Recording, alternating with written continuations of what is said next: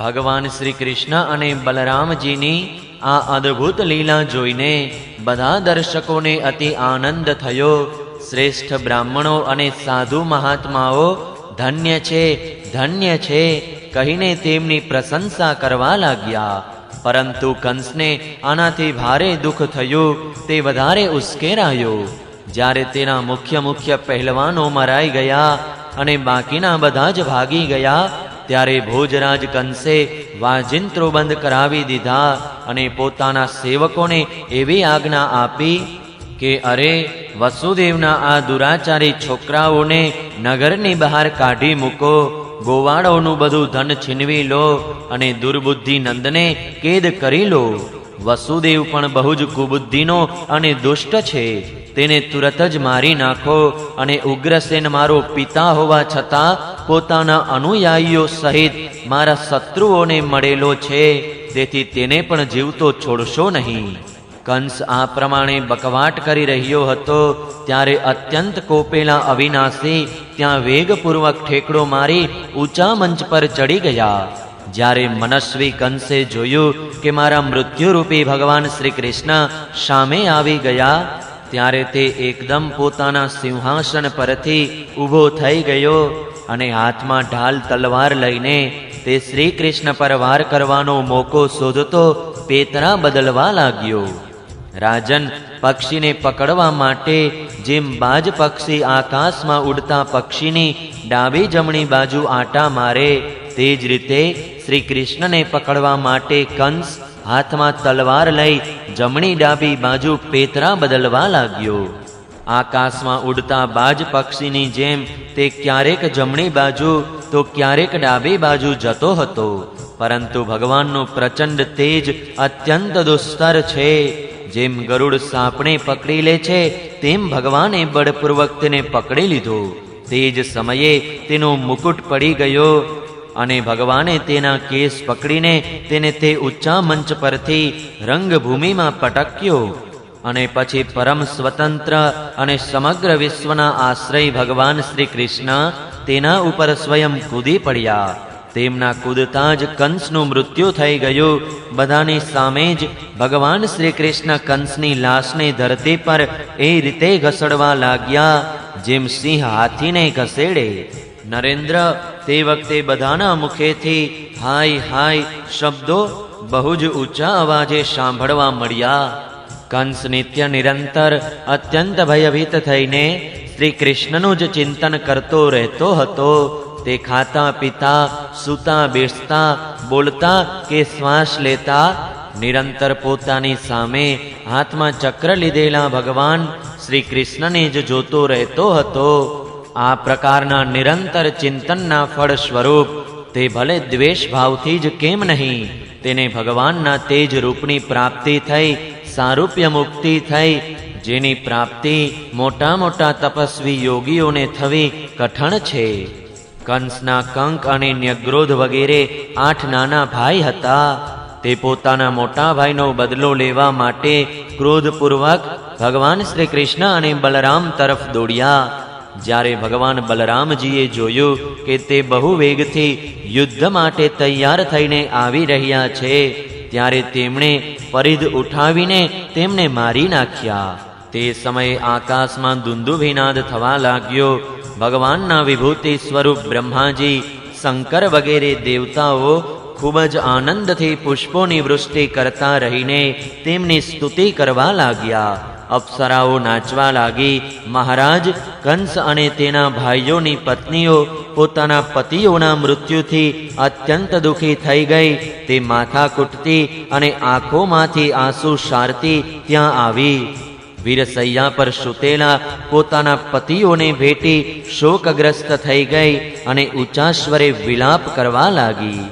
હા નાથ, હે પ્રિય, હે ધર્મગ્ન, હે કરુણામય, હે અનાથ વત્સલ, તમારો નાશ થવાથી ઘર અને પ્રજા સાથે અમારો પણ નાશ થઈ ગયો. આપણા સંતાનો અનાથ થઈ ગયા. પુરુષ શ્રેષ્ઠ, આ નગરીના આપ જ સ્વામી હતા. આપના વિરહમાં તેના ઉત્સવો સમાપ્ત થઈ ગયા અને તેના મંગળ ચિહ્નો ઉતરી ગયા. આ નગરી અમારી જેમ વિધવા બનીને શોભાહીન થઈ ગઈ. સ્વામી, તમે નિરપરાધ લોકો સાથે ઉગ્ર દ્રોહ કર્યો હતો, અન્યાય કર્યો હતો, તેથી આપની આ ગતિ થઈ. સાચું જ છે, જે જગતના પ્રાણીઓ સાથે દ્રોહ કરે છે, તેમનું અહિત કરે છે, એવો કયો પુરુષ શાંતિને પ્રાપ્ત થઈ શકે? આ ભગવાન શ્રી કૃષ્ણ જગતના સમસ્ત પ્રાણીઓની ઉત્પત્તિ અને પ્રલયના આધાર છે. આ જ રક્ષક પણ છે. જે એમનું બુરું ઈચ્છે છે, એમનો તિરસ્કાર કરે છે, તે ક્યારેય સુખી થઈ શકતો નથી. શ્રી સુખદેવજી કહે છે, પરીક્ષિત, ભગવાન શ્રી કૃષ્ણ જ સંપૂર્ણ જગતના જીવનદાતા છે. તેમણે કંસની પત્નીઓને આશ્વાસન આપ્યું, સાંત્વના આપી, પછી લોક વ્યવહાર પ્રમાણે મૃત્યુ પામનારનું જે રીતે ક્રિયાકર્મ થાય છે તે પ્રમાણે બધું કરાવ્યું. ત્યાર પછી ભગવાન શ્રી કૃષ્ણ અને બલરામજીએ જેલમાં જઈને પોતાના માતા પિતાને બંધનમાંથી છોડાવ્યા અને મસ્તકથી સ્પર્શ કરીને તેમના ચરણોમાં વંદન કર્યા. પરંતુ પોતાના પુત્રોના પ્રણામ કરવા છતાં પણ દેવકી અને વસુદેવે તેમને જગદીશ્વર સમજીને પોતાના હૃદયે ચાપ્યા નહીં. તેમને શંકા થઈ ગઈ કે અમે જગદીશ્વરને પુત્ર કઈ રીતે સમજીએ. 10મા સ્કંદના પૂર્વાર્ધ અંતર્ગત કંસવદ નામનો 44મો અધ્યાય સમાપ્ત. જય શ્રી કૃષ્ણ. ઓમ નમો ભગવતે વાસુદેવાય. 45મો અધ્યાય. શ્રી કૃષ્ણ બલરામનું યજ્ઞોપવેત અને ગુરુકુળમાં પ્રવેશ.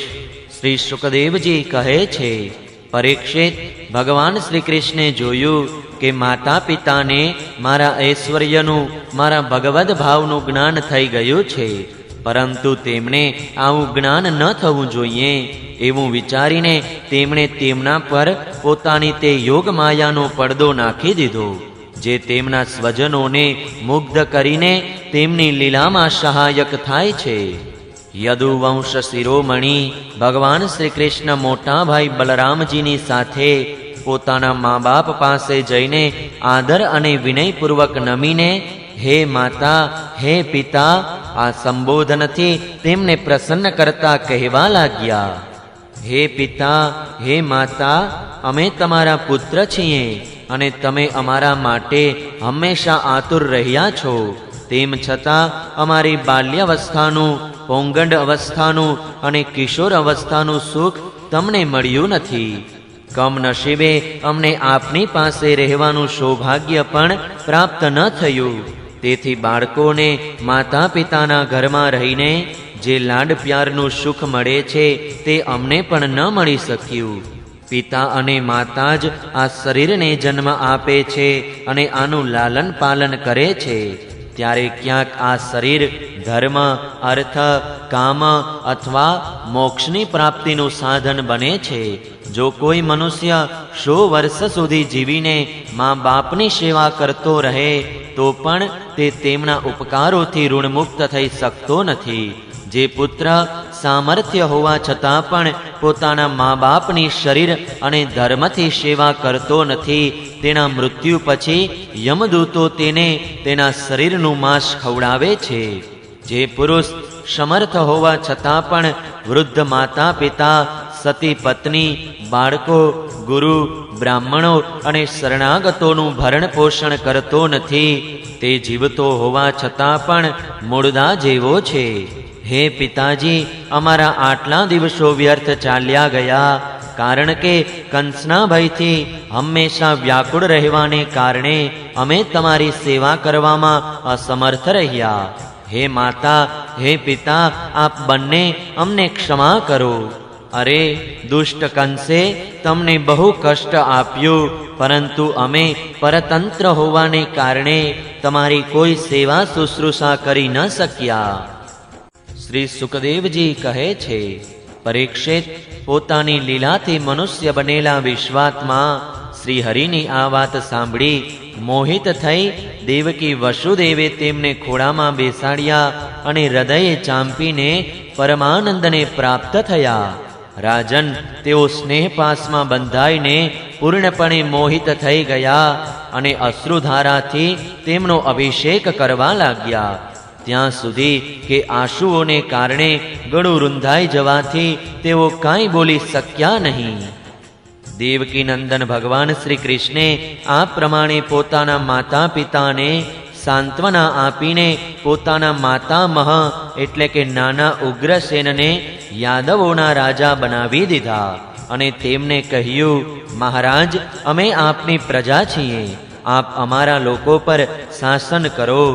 રાજા યયાતિનો શાપ હોવાથી યાદવો રાજ્ય સિંહાસન પર બેસી શકતા નથી, પરંતુ મારી એવી જ ઈચ્છા છે, તેથી તમને કોઈ દોષ નથી. જ્યારે હું સેવકની જેમ તમારી સેવા કરતો રહીશ, ત્યારે મોટા મોટા દેવતાઓ પણ મસ્તક નમાવીને તમને ભેટ આપશે, તો બીજા રાજાઓ આપશે તેમાં તો નવાય જ શું? પરીક્ષિત, ભગવાન શ્રી કૃષ્ણ જ સંપૂર્ણ વિશ્વના વિધાતા છે. તેમણે જે કંસના ભયથી વ્યાકુળ થઈને આમ તેમ ભાગી ગયેલા યાદવ, વૃષ્ણિ, અંધક, મધુ, દાશાર્હ અને કુકર વગેરે વંશના સઘળા જ્ઞાતિજનો સંબંધીઓને શોધી શોધીને બોલાવડાવ્યા. તેમને ઘર છોડીને બહાર રહેવામાં મોટું કષ્ટ ઉઠાવવું પડ્યું હતું. ભગવાને તેમનો સત્કાર કર્યો, સાંત્વના આપી અને તેમને બહુ જ ધન સંપત્તિ આપીને તૃપ્ત કર્યા તથા પોતપોતાના ઘરોમાં વસાવી દીધા. હવે તમામ યાદવો ભગવાન શ્રી કૃષ્ણ અને બલરામજીના બાહુબળથી સુરક્ષિત હતા. તેમની કૃપાથી તેમને કોઈ પ્રકારનું દુઃખ ન હતું. તેમના બધા મનોરથો સફળ થઈ ગયા હતા. તેઓ કૃતાર્થ થઈ ગયા. હવે તેઓ પોતાના ઘરોમાં આનંદથી રહેવા લાગ્યા. ભગવાન શ્રી કૃષ્ણનું વદન આનંદનું સદન છે. તેઓ નિત્ય પ્રફુલ્લિત, ક્યારેય ન કરમાવા વાળા કમળ છે. તેનું સૌંદર્ય અપાર છે. કરુણાર્દ અને મંદ સ્મિત વાળા શ્રી કૃષ્ણના મુખ કમળનું હંમેશા દર્શન કરી યાદવો પ્રસન્ન થતા. મથુરાના વૃદ્ધ પુરુષો પણ યુવકો જેવા બળવાન અને ઉત્સાહી થઈ ગયા હતા, કેમ કે તેઓ પોતાના નેત્રોના પડિયા વડે વારંવાર ભગવાનના મુખારવિંદના અમૃતનું પાન કરતા હતા. પ્રિય પરીક્ષિત, ત્યાર પછી દેવકી નંદન ભગવાન શ્રી કૃષ્ણ અને બલરામજી બંને નંદબાવા પાસે આવ્યા. તેમને ભેટી પડ્યા અને કહેવા લાગ્યા, બાબા, તમે અને માં યશોદાએ ખૂબ સ્નેહ અને લાડથી અમારું પાલન પોષણ કર્યું છે. એમાં કોઈ શંકા નથી કે મા બાપ પોતાના સંતાનોને પોતાના શરીરથી અધિક સ્નેહ કરે છે. જેમણે પાલન પોષણ ન કરી શકવાને કારણે સ્વજન સંબંધીઓએ છોડી દીધા છે, તે બાળકોને જે લોકો પોતાના પુત્ર જેવા લાડ પ્યારથી ઉછેરે છે, તે જ વાસ્તવમાં તેમના મા બાપ છે. બાબા, હવે તમે લોકો વ્રજમાં જાઓ, એમાં શંકા નથી કે અમારા વિના વાત્સલ્ય સ્નેહને કારણે તમને બધાને બહુ દુઃખ થશે. અહીંના સુહૃદ સંબંધીઓને સુખી કરીને અમે તમને મળવા આવીશું. ભગવાન શ્રી કૃષ્ણે નંદબાવા અને બીજા વ્રજવાસીઓને આ પ્રમાણે સાંત્વના આપી બહુ જ આદરપૂર્વક વસ્ત્ર, આભૂષણો અને અનેક ધાતુઓના વાસણો વગેરે આપી તેમનું સન્માન કર્યું. ભગવાનની વાત સાંભળીને નંદબાવા પ્રેમ અધીરા થઈને બંને ભાઈઓને ભેટી પડ્યા અને નેત્રોથી આંસુ સારતા ગોપોની સાથે વ્રજ જવા માટે વિદાય થઈ ગયા. હે રાજન, ત્યાર પછી વસુદેવજીએ પોતાના પુરોહિત ગર્ગાચાર્યજી તથા બીજા બ્રાહ્મણો પાસે બંને પુત્રોના વિધિપૂર્વક દ્વિજ સંસ્કાર એટલે કે યજ્ઞોપવિત સંસ્કાર કરાવ્યા. તેમણે વિવિધ પ્રકારના વસ્ત્રો અને આભૂષણોથી બ્રાહ્મણોનો સત્કાર કરી ઘણી જ દક્ષિણા તથા વાછરડાવાળી ગાયો દાનમાં આપી. બધી ગાયોના ગળામાં સોનાની માળા પહેરાવી હતી તથા બીજા પણ ઘણા આભૂષણો અને રેશમી વસ્ત્રોથી શણગારી હતી.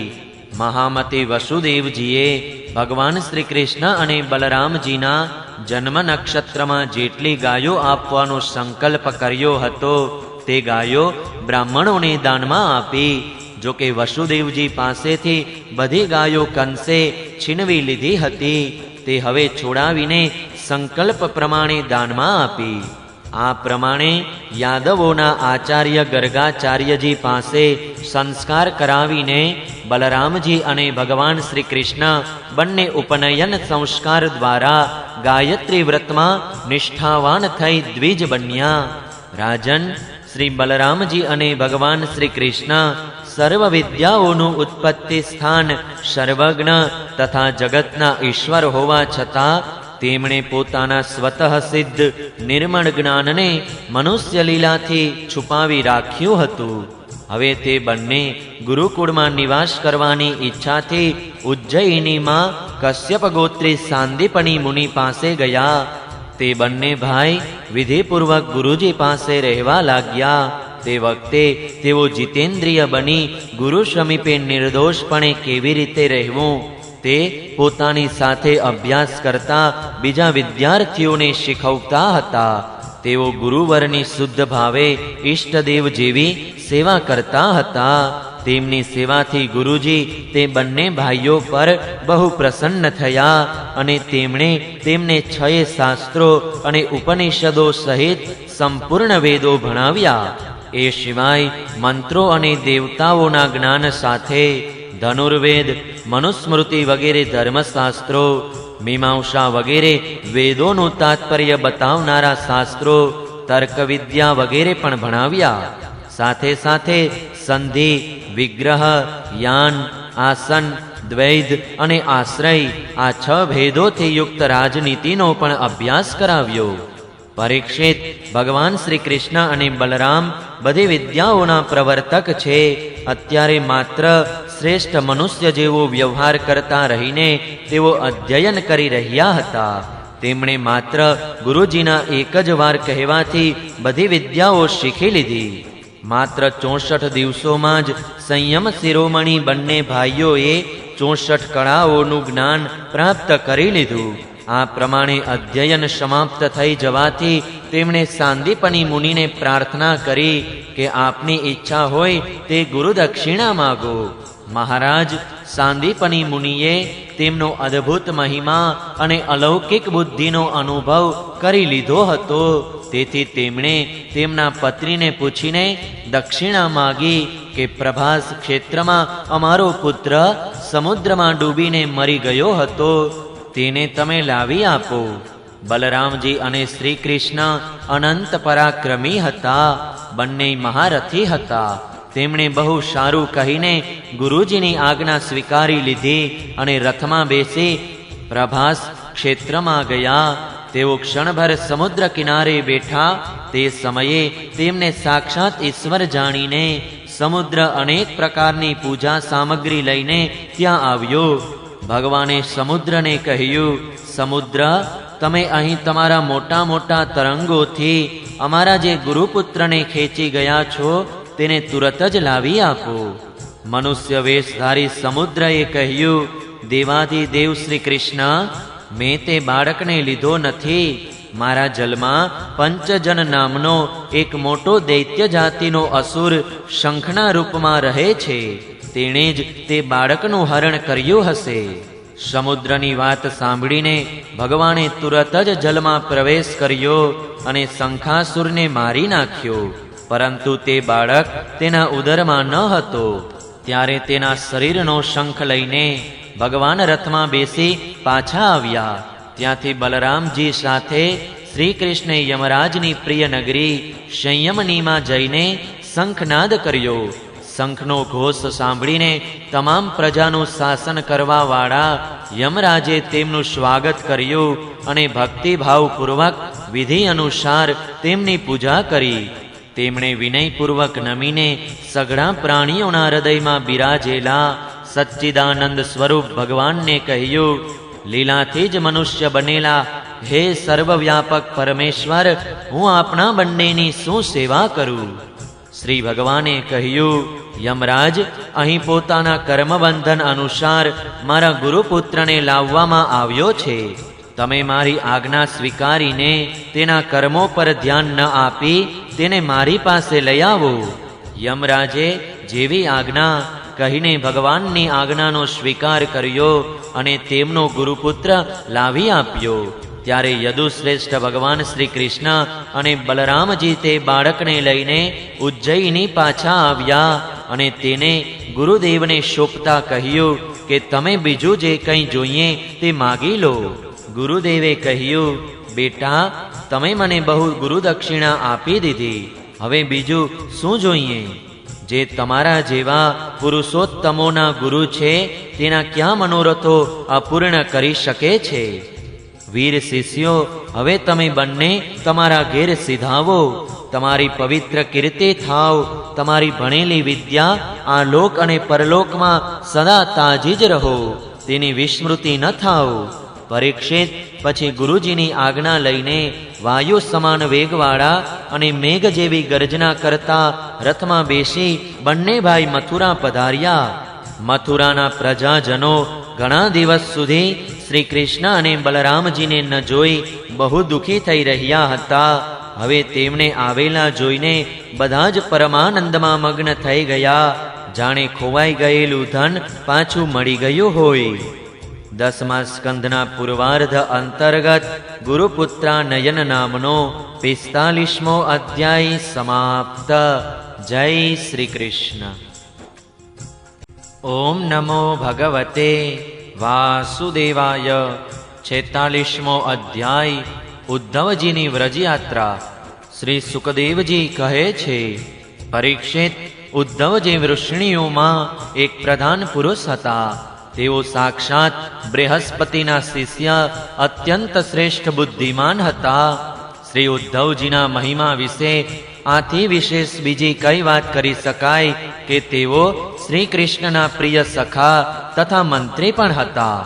એક દિવસ શરણાગતોના બધા દુઃખો હરનારા ભગવાન કૃષ્ણે પોતાના પ્રિય ભક્ત અને એકાંત પ્રેમી ઉદ્ધવજીનો હાથ પોતાના હાથમાં લઈને કહ્યું, હે સૌમ્ય સખા ઉદ્ધવ, તમે વ્રજમાં જાઓ. ત્યાં મારા માતા પિતા નંદ બાવા અને યશોદા મૈયા છે. તેમને પ્રસન્ન કરો. અને ગોપીઓ મારા વિરહ વ્યાધિથી બહુ દુઃખી થઈ રહી છે. તેમને મારો સંદેશો કહીને તેમને મનોવ્યથાથી મુક્ત કરો. પ્રિય ઉદ્ધવ, ગોપીઓનું મન નિત્ય નિરંતર મારામાં લાગેલું રહે છે. તેમના પ્રાણ, તેમનું જીવન, તેમનું સર્વસ્વ હું જ છું. મારા માટે તેમણે તેમના પતિપુત્ર વગેરે બધા સગા સંબંધીઓને છોડી દીધા છે. હું તેમના પ્રિયતમોમાં અત્યંત પ્રિયતમ છું. ના ના, તેમનો આત્મા જ છું. મારો એ સંકલ્પ છે કે જે લોકો મારા માટે આ લોક અને પરલોકના ધર્મોને છોડી દે છે તેમનું યોગક્ષેમ હું વહન કરું છું. પ્રિય ઉદ્ધવ, તે ગોપીઓ મારા અહીં આવી જવાથી મને દૂર રહેલો માને છે અને મારું સ્મરણ કરીને અત્યંત વિહ્વળ થઈ રહી છે. પ્રતિક્ષણ મારા માટે આતુર રહે છે.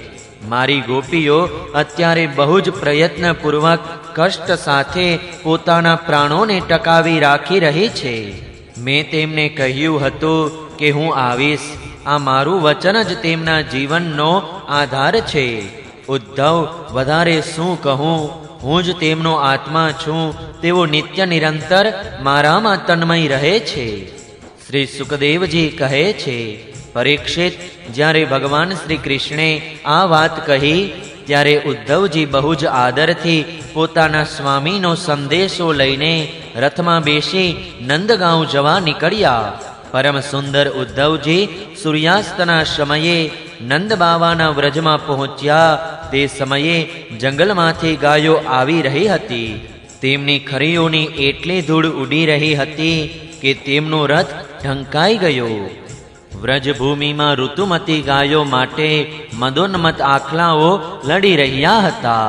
તેમની ગર્જનાથી વ્રજ ગુંજી રહ્યું હતું. થોડા દિવસની વિયાયેલી મોટા અડાણવાળી ગાયો પોતાના વાછડાઓ તરફ દોડી રહી હતી. સફેદ રંગના વાછડા આમ તેમ ઉછળતા કૂદતા સુંદર લાગી રહ્યા હતા. ઘેર ઘેર ગાયો દોહવાના ધ્વનિથી અને મધુર વાંસળીઓના સુરથી હજી પણ વ્રજની અપૂર્વ શોભા જણાતી હતી. ગોપીઓ અને ગોપો સુંદર પરિધાન અને આભૂષણોથી સજી ધજીને શ્રી કૃષ્ણ તથા બલરામજીના મંગલમય ચરિત્રોનું ગાન કરી રહ્યા હતા. આ પ્રમાણે વ્રજ વિશેષ રળિયામણું લાગતું હતું. ગોપીઓના ઘરોમાં અગ્નિ, સૂર્ય, અતિથિ, ગાય, બ્રાહ્મણ, દેવતાઓ અને પિતૃઓની પૂજા કરેલી હતી. ધૂપની સુગંધ ચારે બાજુ પ્રસરી રહી હતી અને દીપ જગમગી રહ્યા હતા. દરેક ઘર પુષ્પોથી સુશોભિત હતા.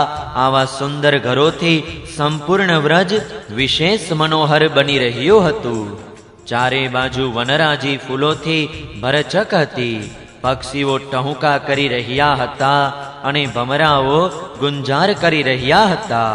ત્યાં જલ અને જમીન બંને સ્થળો કમળોના વનથી શોભી રહ્યા હતા અને હંસ, બતક વગેરે પક્ષીઓ વનમાં વિહાર કરી રહ્યા હતા. જ્યારે ભગવાન શ્રી કૃષ્ણના પ્રિય અનુચર ઉદ્ધવજી વ્રજમાં આવ્યા ત્યારે તેમને મળીને નંદ બાવા બહુ પ્રસન્ન થયા. તેમણે ઉદ્ધવજીને ભેટીને તેમનું ભગવાન શ્રી કૃષ્ણના જેવું સન્માન કર્યું. યથા સમય ઉત્તમ અન્નનું ભોજન કરાવ્યું અને જ્યારે તેઓ આરામથી પલંગ પર બેસી ગયા ત્યારે સેવકોએ ચરણ સેવા કરીને પંખો ઢોળીને તેમનો શ્રમ દૂર કર્યો. ત્યારે નંદ બાવાએ પૂછ્યું, પરમ ભાગ્યશાળી ઉદ્ધવજી, હવે અમારા મિત્ર વસુદેવજી જેલમાંથી છૂટી ગયા.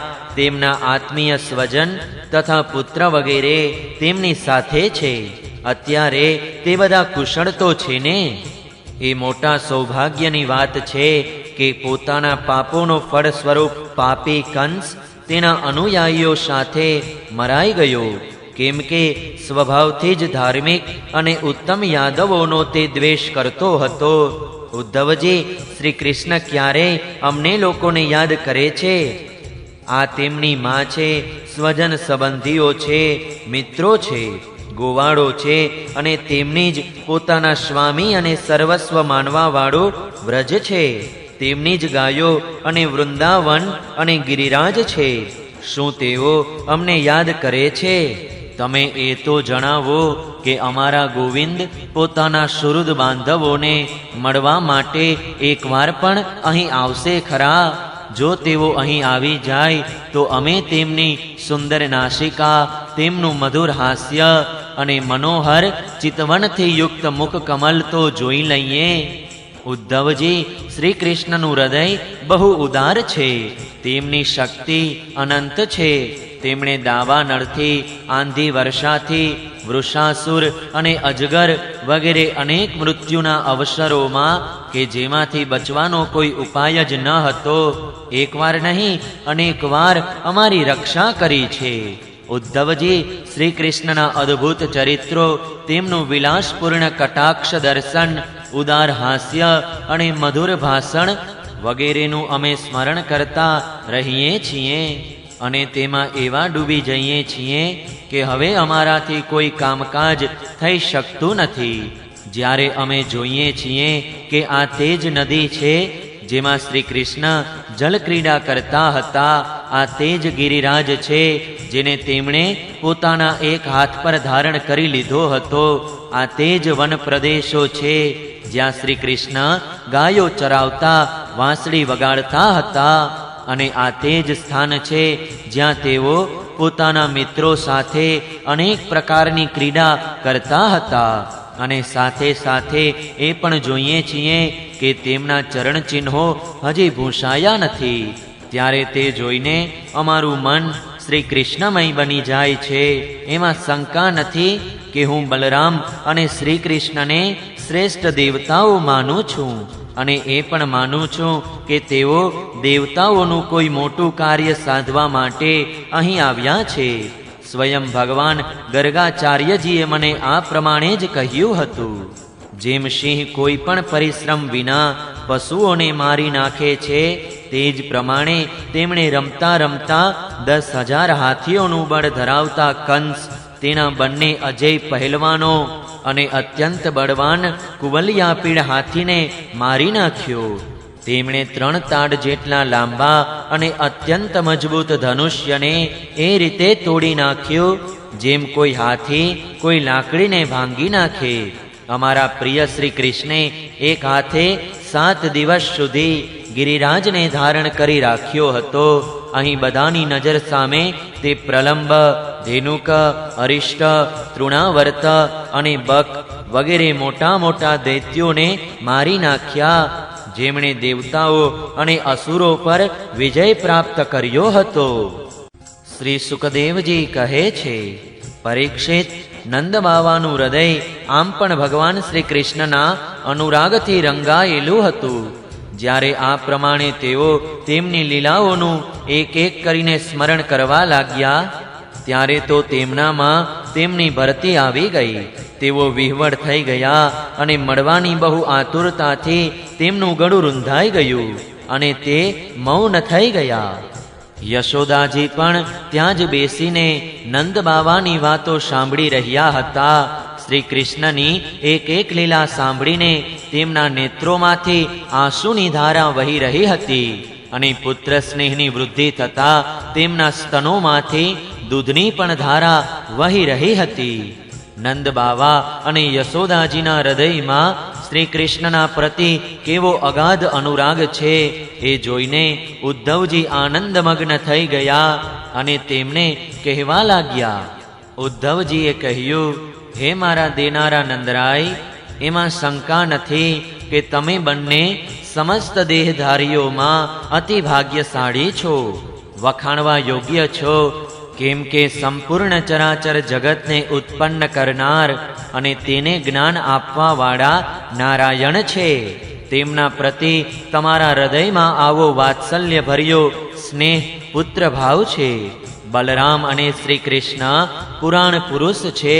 તેઓ સમસ્ત સંસારના ઉપાદાન અને નિમિત્ત કારણ પણ છે. ભગવાન શ્રી કૃષ્ણ પુરુષ છે અને બલરામજી પ્રધાન પ્રકૃતિ.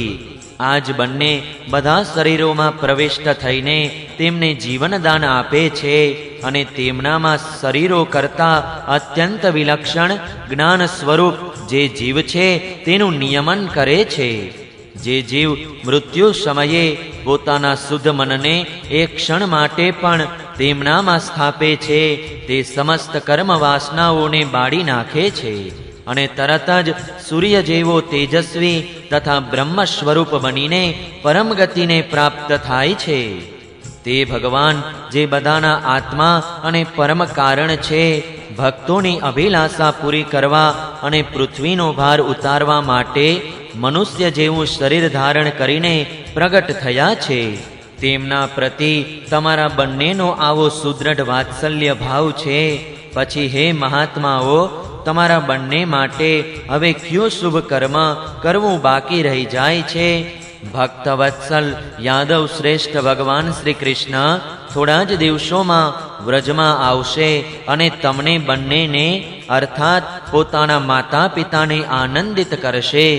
જ્યારે તેમણે સમસ્ત યાદવોના દ્રોહી કંસને રંગભૂમિમાં મારી નાખ્યો અને તમારી પાસે આવીને કહ્યું કે હું વ્રજમાં આવીશ, આ વચનને તેઓ સત્ય કરશે. નંદ બાવા અને માતા યશોદાજી, તમે બંને બહુ જ ભાગ્યશાળી છો. દુઃખી ન થાઓ, તમે શ્રી કૃષ્ણને તમારી પાસે જ જોશો.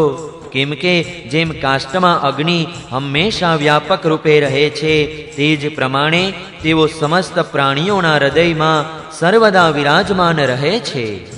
બાબા, શ્રી કૃષ્ણને કોઈ પ્રિય નથી કે કોઈ અપ્રિય નથી. તેઓ સ્વયં અમાની છે.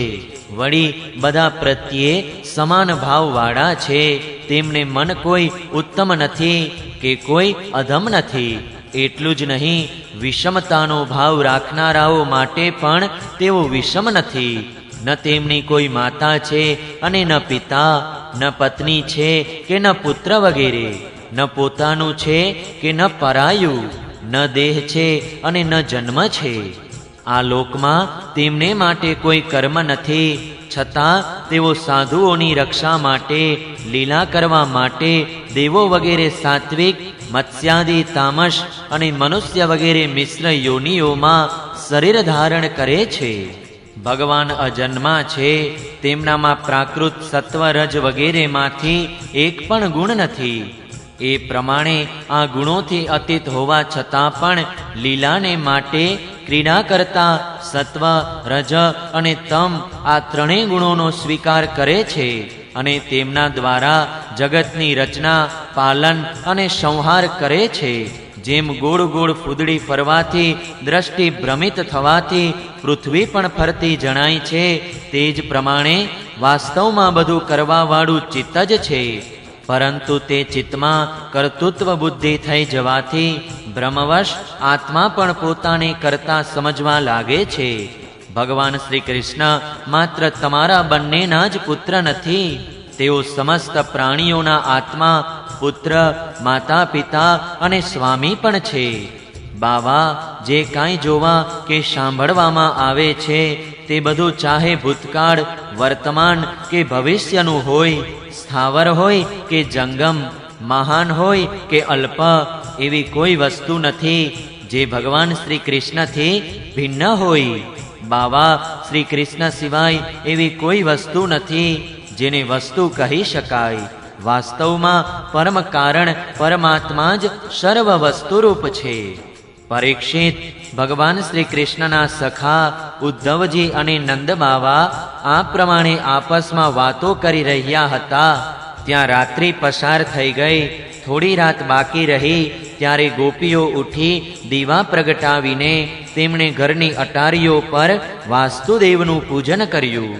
પોતાના ઘરોને વાડી જોડીને સાફ કર્યા અને પછી દહીં મથવા લાગી. તે વેળા નેત્રાને ખેંચતા તેમણે હાથમાં પહેરેલા કંકણો, તેમના નિતંબો, વક્ષસ્થળ અને ગળાના હાર ડોલતા હતા. કુંડળોની કાંતિથી ગાલ શોભતા હતા. તેમના મુખ લાલ કેસરવાળા હતા અને કટી મેખલામાં જડેલા અનેક લાલ મણીઓ ઝળકતા હોવાથી તે શોભાયમાન બનીને દધી મંથન કરી રહી હતી. તે સમયે ગોપીઓ કમલનયન શ્રી કૃષ્ણના મંગલ ચરિત્રોનું ગાન કરતી, વ્રજાંગનાઓના કંઠનો મધુર ધ્વનિ સ્વર્ગલોકને સ્પર્શી રહ્યો હતો. ત્યાં વળી દધી મંથનના ધ્વનિનું તેમાં મિશ્રણ થયું. આ બંનેનો મિશ્રિત મંગલ ધ્વનિ દિશાઓના અમંગળો દૂર કરી દે છે. જ્યારે ભગવાન ભુવન ભાસ્કરનો ઉદય થયો ત્યારે વ્રજાંગનાઓએ જોયું કે નંદ બાવાના દરવાજા પર એક સોનાનો રથ ઊભો છે. તેઓ એકબીજાને પૂછવા લાગી, આ કોનો રથ છે? કોઈ ગોપીએ કહ્યું, કંસનો મનશુભો સિદ્ધ કરનારો અક્રૂરજ તો ક્યાંક પાછો આવ્યો નથી ને, જે કમલનયન પ્યારા શ્યામ સુંદરને અહીંથી મથુરા લઈ ગયો હતો. કોઈ બીજી ગોપીએ કહ્યું, શું તે હવે આપણને લઈ જઈને તેના મરી ગયેલા સ્વામી કંસનું પિંડદાન કરશે? હવે તેનું અહીં આવવાનું બીજું શું પ્રયોજન હોઈ શકે? વ્રજની સ્ત્રીઓ આ પ્રમાણે આપસમાં વાતચીત કરી રહી હતી. તે જ સમયે નિત્ય કર્મથી નિવૃત્ત થઈને ઉદ્ધવજી આવી ગયા. 10મા સ્કંદના પૂર્વાર્ધ અંતર્ગત નંદના શોકને દૂર કરવો એ નામનો 46મો અધ્યાય સમાપ્ત. જય શ્રી કૃષ્ણ. ઓમ નમો ભગવતે વાસુદેવાય. 47મો અધ્યાય ઉદ્ધવ તથા ગોપીઓનો સંવાદ અને ભ્રમર ગીત. શ્રી સુખદેવજી કહે છે, પરીક્ષિત, ગોપીઓએ જોયું કે શ્રી કૃષ્ણના સેવક ઉદ્ધવજીની આકૃતિ અને વેશભૂષા શ્રી કૃષ્ણના જેવી જ છે. ઘૂંટણો સુધી લાંબી લાંબી ભુજાઓ છે. નવા કમળપત્ર જેવા કોમળ નેત્ર છે. શરીર પર પિતાંબર ધારણ કરેલું છે. ગળામાં કમળના ફૂલની માળા છે. કાનોમાં મળી જડિત કુંડળો ઝબકી રહ્યા છે અને મુખારવિંદ અત્યંત પ્રસન્ન છે. પવિત્ર હાસ્યવાળી ગોપીઓએ આપસમાં કહ્યું, આ પુરુષ જોવામાં તો બહુ જ સુંદર છે, પરંતુ આ છે કોણ? ક્યાંથી આવ્યો છે? કોનો દૂત છે? આણે શ્રી કૃષ્ણ જેવો વેશ કેમ પહેર્યો છે? બધી જ ગોપીઓ તેમનો પરિચય મેળવવા અત્યંત ઉત્સુક થઈ ગઈ. અને તેમાંથી કેટલીક પવિત્ર કીર્તિ ભગવાન શ્રી કૃષ્ણના ચરણકમળોના આશ્રિત તથા તેમના સેવક સખા ઉદ્ધવજીને ચારે બાજુ ઘેરીને ઊભી રહી ગઈ.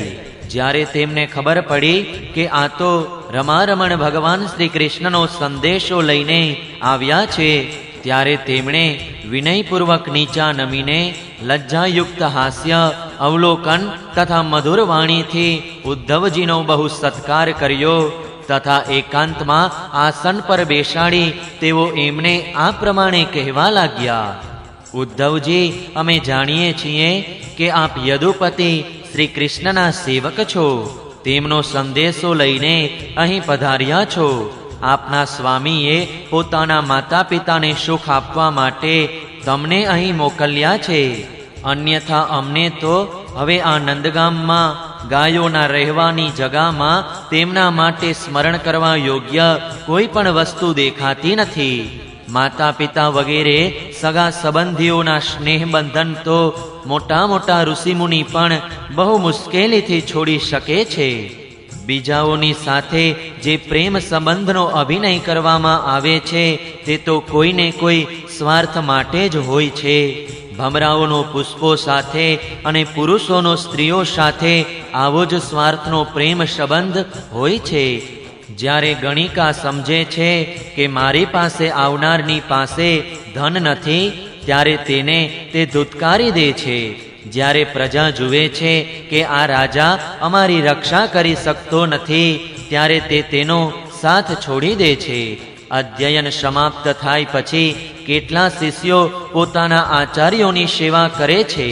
યજ્ઞની દક્ષિણા મળ્યા પછી ઋત્વિજો ચાલવા માંડે છે. જ્યારે વૃક્ષો પણ ફળ રહેતા નથી, ત્યારે પક્ષીઓ ત્યાંથી કશું પણ વિચાર્યા વિના ઉડી જાય છે. ભોજન કરી લીધા પછી અતિથિઓ ગૃહસ્થની તરફ ક્યારેય જુએ છે? વનમાં આગ લાગી કે પશુઓ તેને ત્યજીને ભાગી જાય છે. ભલે સ્ત્રીના હૃદયમાં ગમે તેટલો અનુરાગ હોય, જાર પુરુષ પોતાનું કામ પતી ગયા પછી પાછું વળીને જોતો નથી. પરીક્ષિત, ગોપીઓના મન, વાણી અને શરીર શ્રી કૃષ્ણમાં જ તલ્લીન હતા.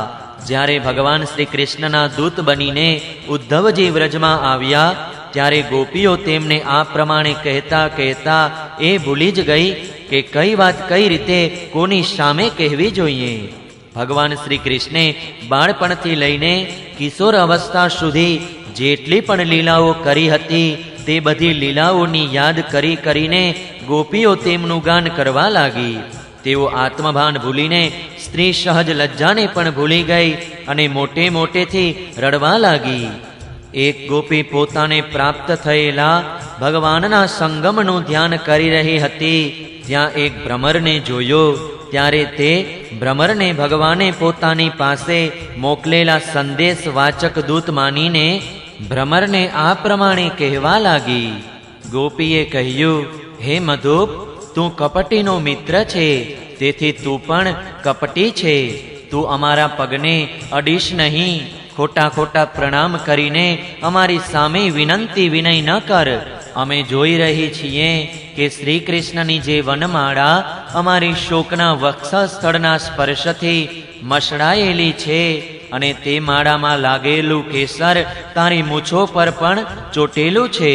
તું પોતે પણ કોઈ એક પુષ્પ સાથે પ્રેમ કરતો નથી, અહીં તહીં ઉડ્યા કરે છે. જેવા તારા સ્વામી એવો જ તું. મધુપતિ શ્રી કૃષ્ણ મથુરાની માનીની સ્ત્રીઓને ભલે મનાવ્યા કરે, તેમનો તે કુમકુમ રૂપી કૃપા પ્રસાદ જે યાદવોની સભામાં ઉપહાસ કરવા યોગ્ય છે, તે ભલે તેમની પાસે રાખે. તેને તારા દ્વારા અહીં મોકલવાની શું જરૂર છે? જેવો તું કાળો છે તેવા તે પણ છે. તું પણ પુષ્પોનો રસ લઈને ઉડી જાય છે, તેવા જ તે પણ નીકળ્યા. તેમણે અમને માત્ર એકવાર, હા એવું જ લાગે છે, માત્ર એકવાર અમને મુગ્ધ કરનારા અધરામૃતનું પાન કરાવ્યું હતું, અને પછી ભલી ભોલી ગોપીઓને છોડીને તે અહીંથી ચાલ્યા ગયા. અહો, અમને ખેદ થાય છે કે આવા અકૃતજ્ઞ તે કપટીના ચરણ કમળોની સેવા લક્ષ્મીજી કઈ રીતે કરતા હશે. અવશ્ય તેઓ પણ આ કપટી શ્રી કૃષ્ણની જૂઠી મીઠી વાતોમાં આવી ગયા હશે. ચિત્તચોરે તેમનું પણ ચિત્ત ચોરી લીધું હશે. અરે ભ્રમર, અમે વનવાસી સ્ત્રીઓ છીએ, અમારે તો ઘરબાર પણ નથી. તું અમારી સામે યાદવ શ્રેષ્ઠ શ્રી કૃષ્ણના અતિશય ગુણગાન કેમ ગાય છે? આ બધું ભલા અમને મનાવવા માટે જ તો. પરંતુ નહીં નહીં, એ અમારા માટે કોઈ નવા નથી. અમારા તો જોયેલા જાણેલા બિલકુલ જૂના પુરાણા છે. તારી ચાંપલુસી અમારી પાસે નહીં ચાલે. તું જા, અહીંથી ચાલ્યો જા, અને જેમનો સદા વિજય થાય છે તે શ્રી કૃષ્ણની મથુરાવાસી સખીઓની સામે જઈને તેમના ગુણગાન ગાયા કર. તે નવી છે, તે તેમની લીલાઓ ઓછી જાણે છે, અને અત્યારે તે તેમની પ્રિય બની ગઈ છે. તેમના હૃદયની પીડા તેમણે મિટાવી દીધી છે. તે તારી પ્રાર્થના સ્વીકારશે. તારી ચાપલુસીથી પ્રસન્ન થઈને તને મોંમાંગી વસ્તુ આપશે. ભ્રમર, તે અમારા માટે તરફડી રહ્યા છે એવું તું કેમ કહે છે?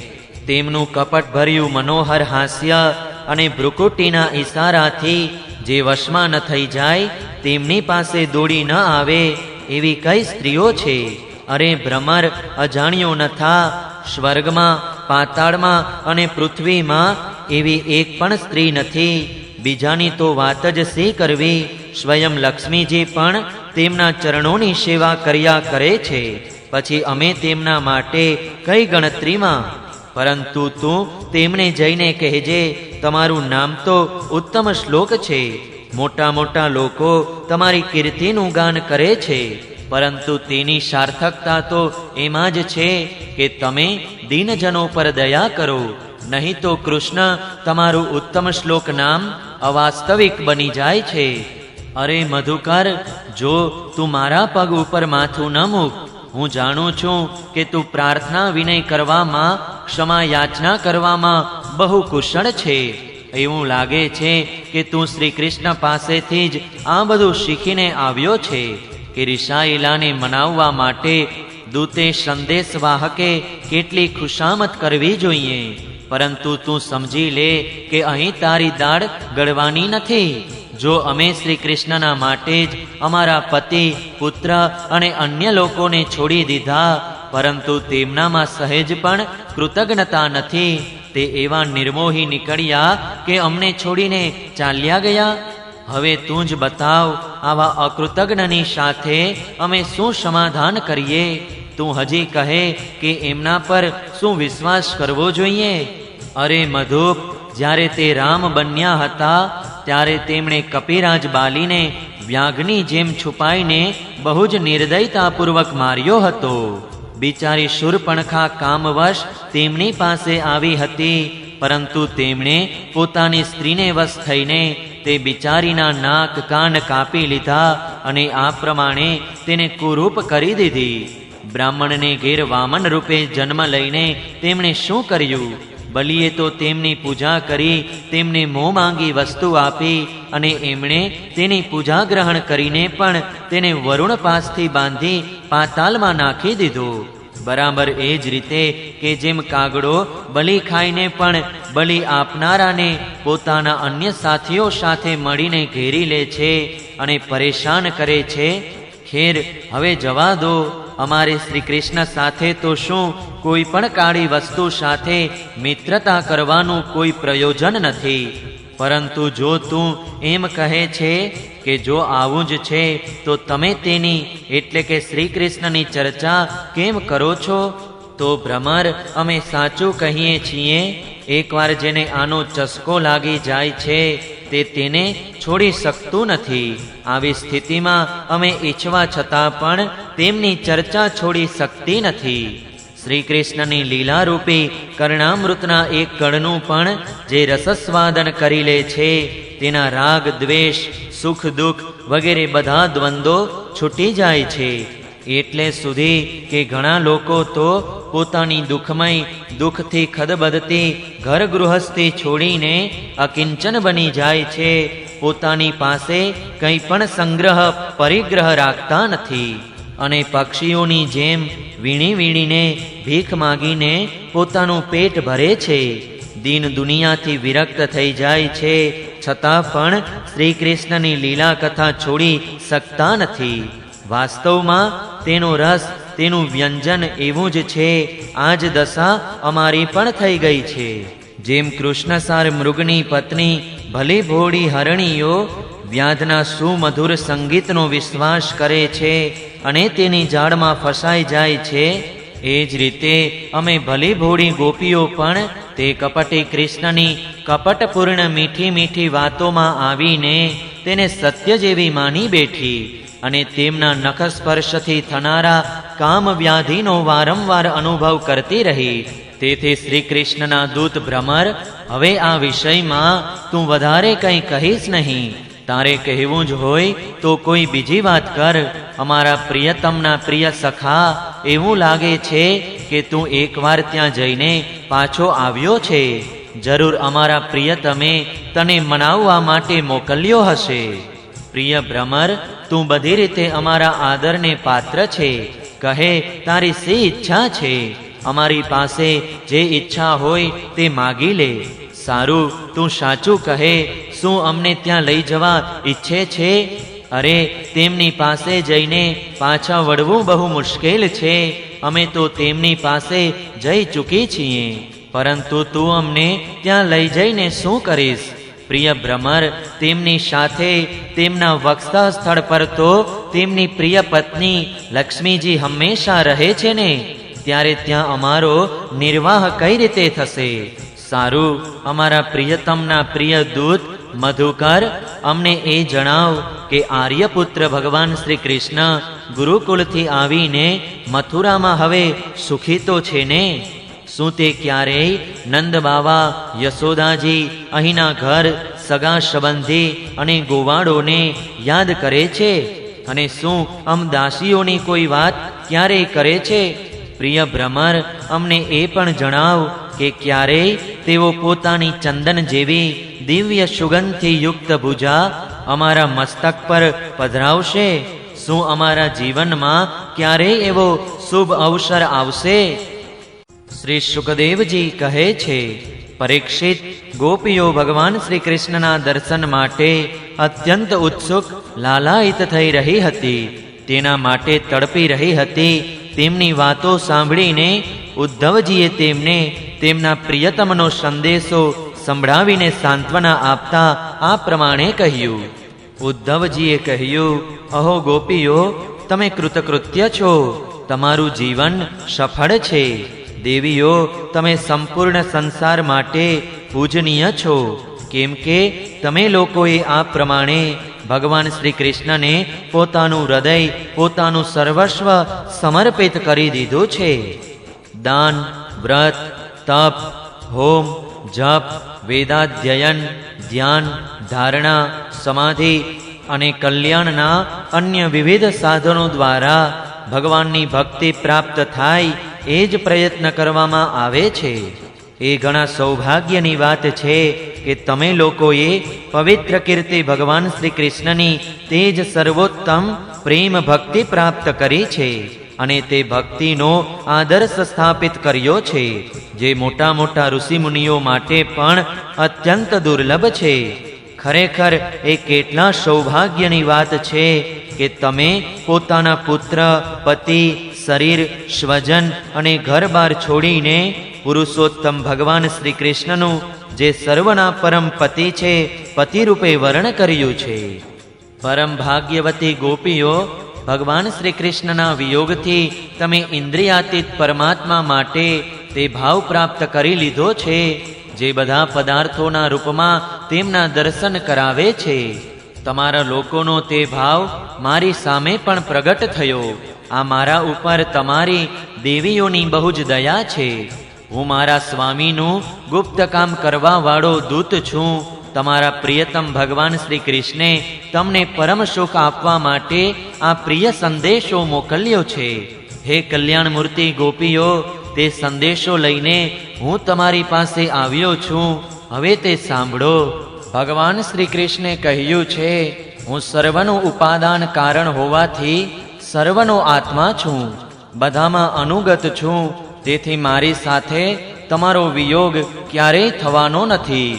જેમ સંસારના બધા ભૌતિક પદાર્થોમાં આકાશ, વાયુ, અગ્નિ, જલ અને પૃથ્વી આ 5 ભૂત વ્યાપ્ત છે, એનાથી જ બધી વસ્તુઓ બને છે અને એ જ તે વસ્તુઓના રૂપમાં છે.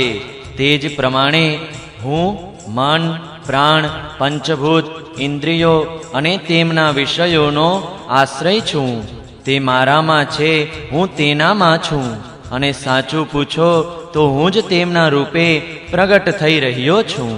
હું જ મારી માયા દ્વારા ભૂત, ઇન્દ્રિયો અને તેમના વિષયોના રૂપમાં તેમનો આશ્રય બની જાઉં છું, તથા સ્વયં નિમિત્ત પણ બનીને મને પોતાને સર્જું છું, પાડું છું અને સમેટી લઉં છું. આત્મા માયા અને માયાના કાર્યોથી ભિન્ન છે. તે વિશુદ્ધ જ્ઞાન સ્વરૂપ જડ પ્રકૃતિ, અનેક જીવો તથા પોતાના જ અવાંતર ભેદોથી રહિત સર્વથા શુદ્ધ છે. કોઈ પણ ગુણ તેનો સ્પર્શ કરી શકતો નથી.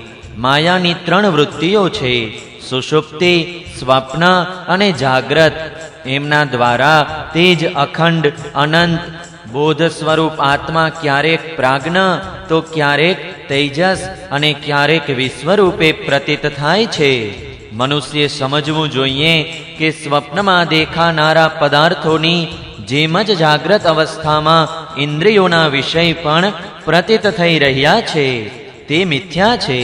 તેથી તે વિષયોનું ચિંતન કરવા વાળા મન અને ઇન્દ્રિયોને રોકીને જાણે જાગીને ઉઠ્યા હોય તેમ જગતના સ્વાપ્નિક વિષયોનો ત્યાગ કરી મારો સાક્ષાત્કાર કરો.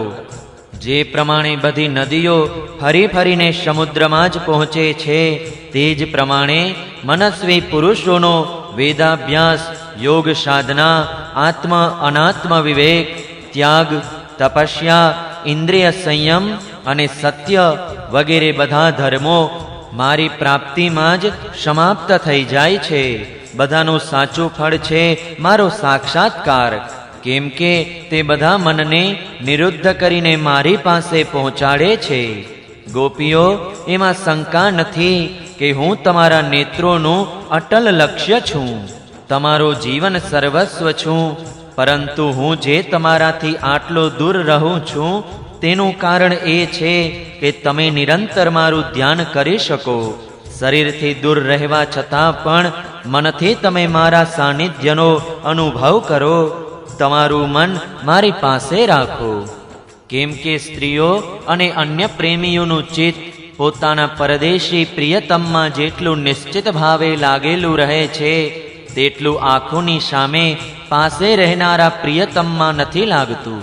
અશેષ વૃત્તિઓથી રહિત સંપૂર્ણ મન મારામાં પરોવીને જ્યારે તમે મારું અનુસ્મરણ કરશો ત્યારે શીઘ્ર જ સદાને માટે મને પ્રાપ્ત થઈ જશો.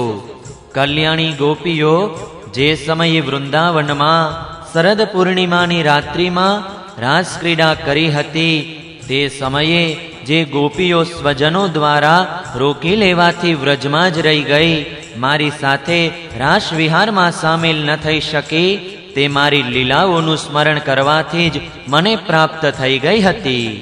તમને પણ હું અવશ્ય મળીશ, નિરાશ થવાની કોઈ વાત નથી.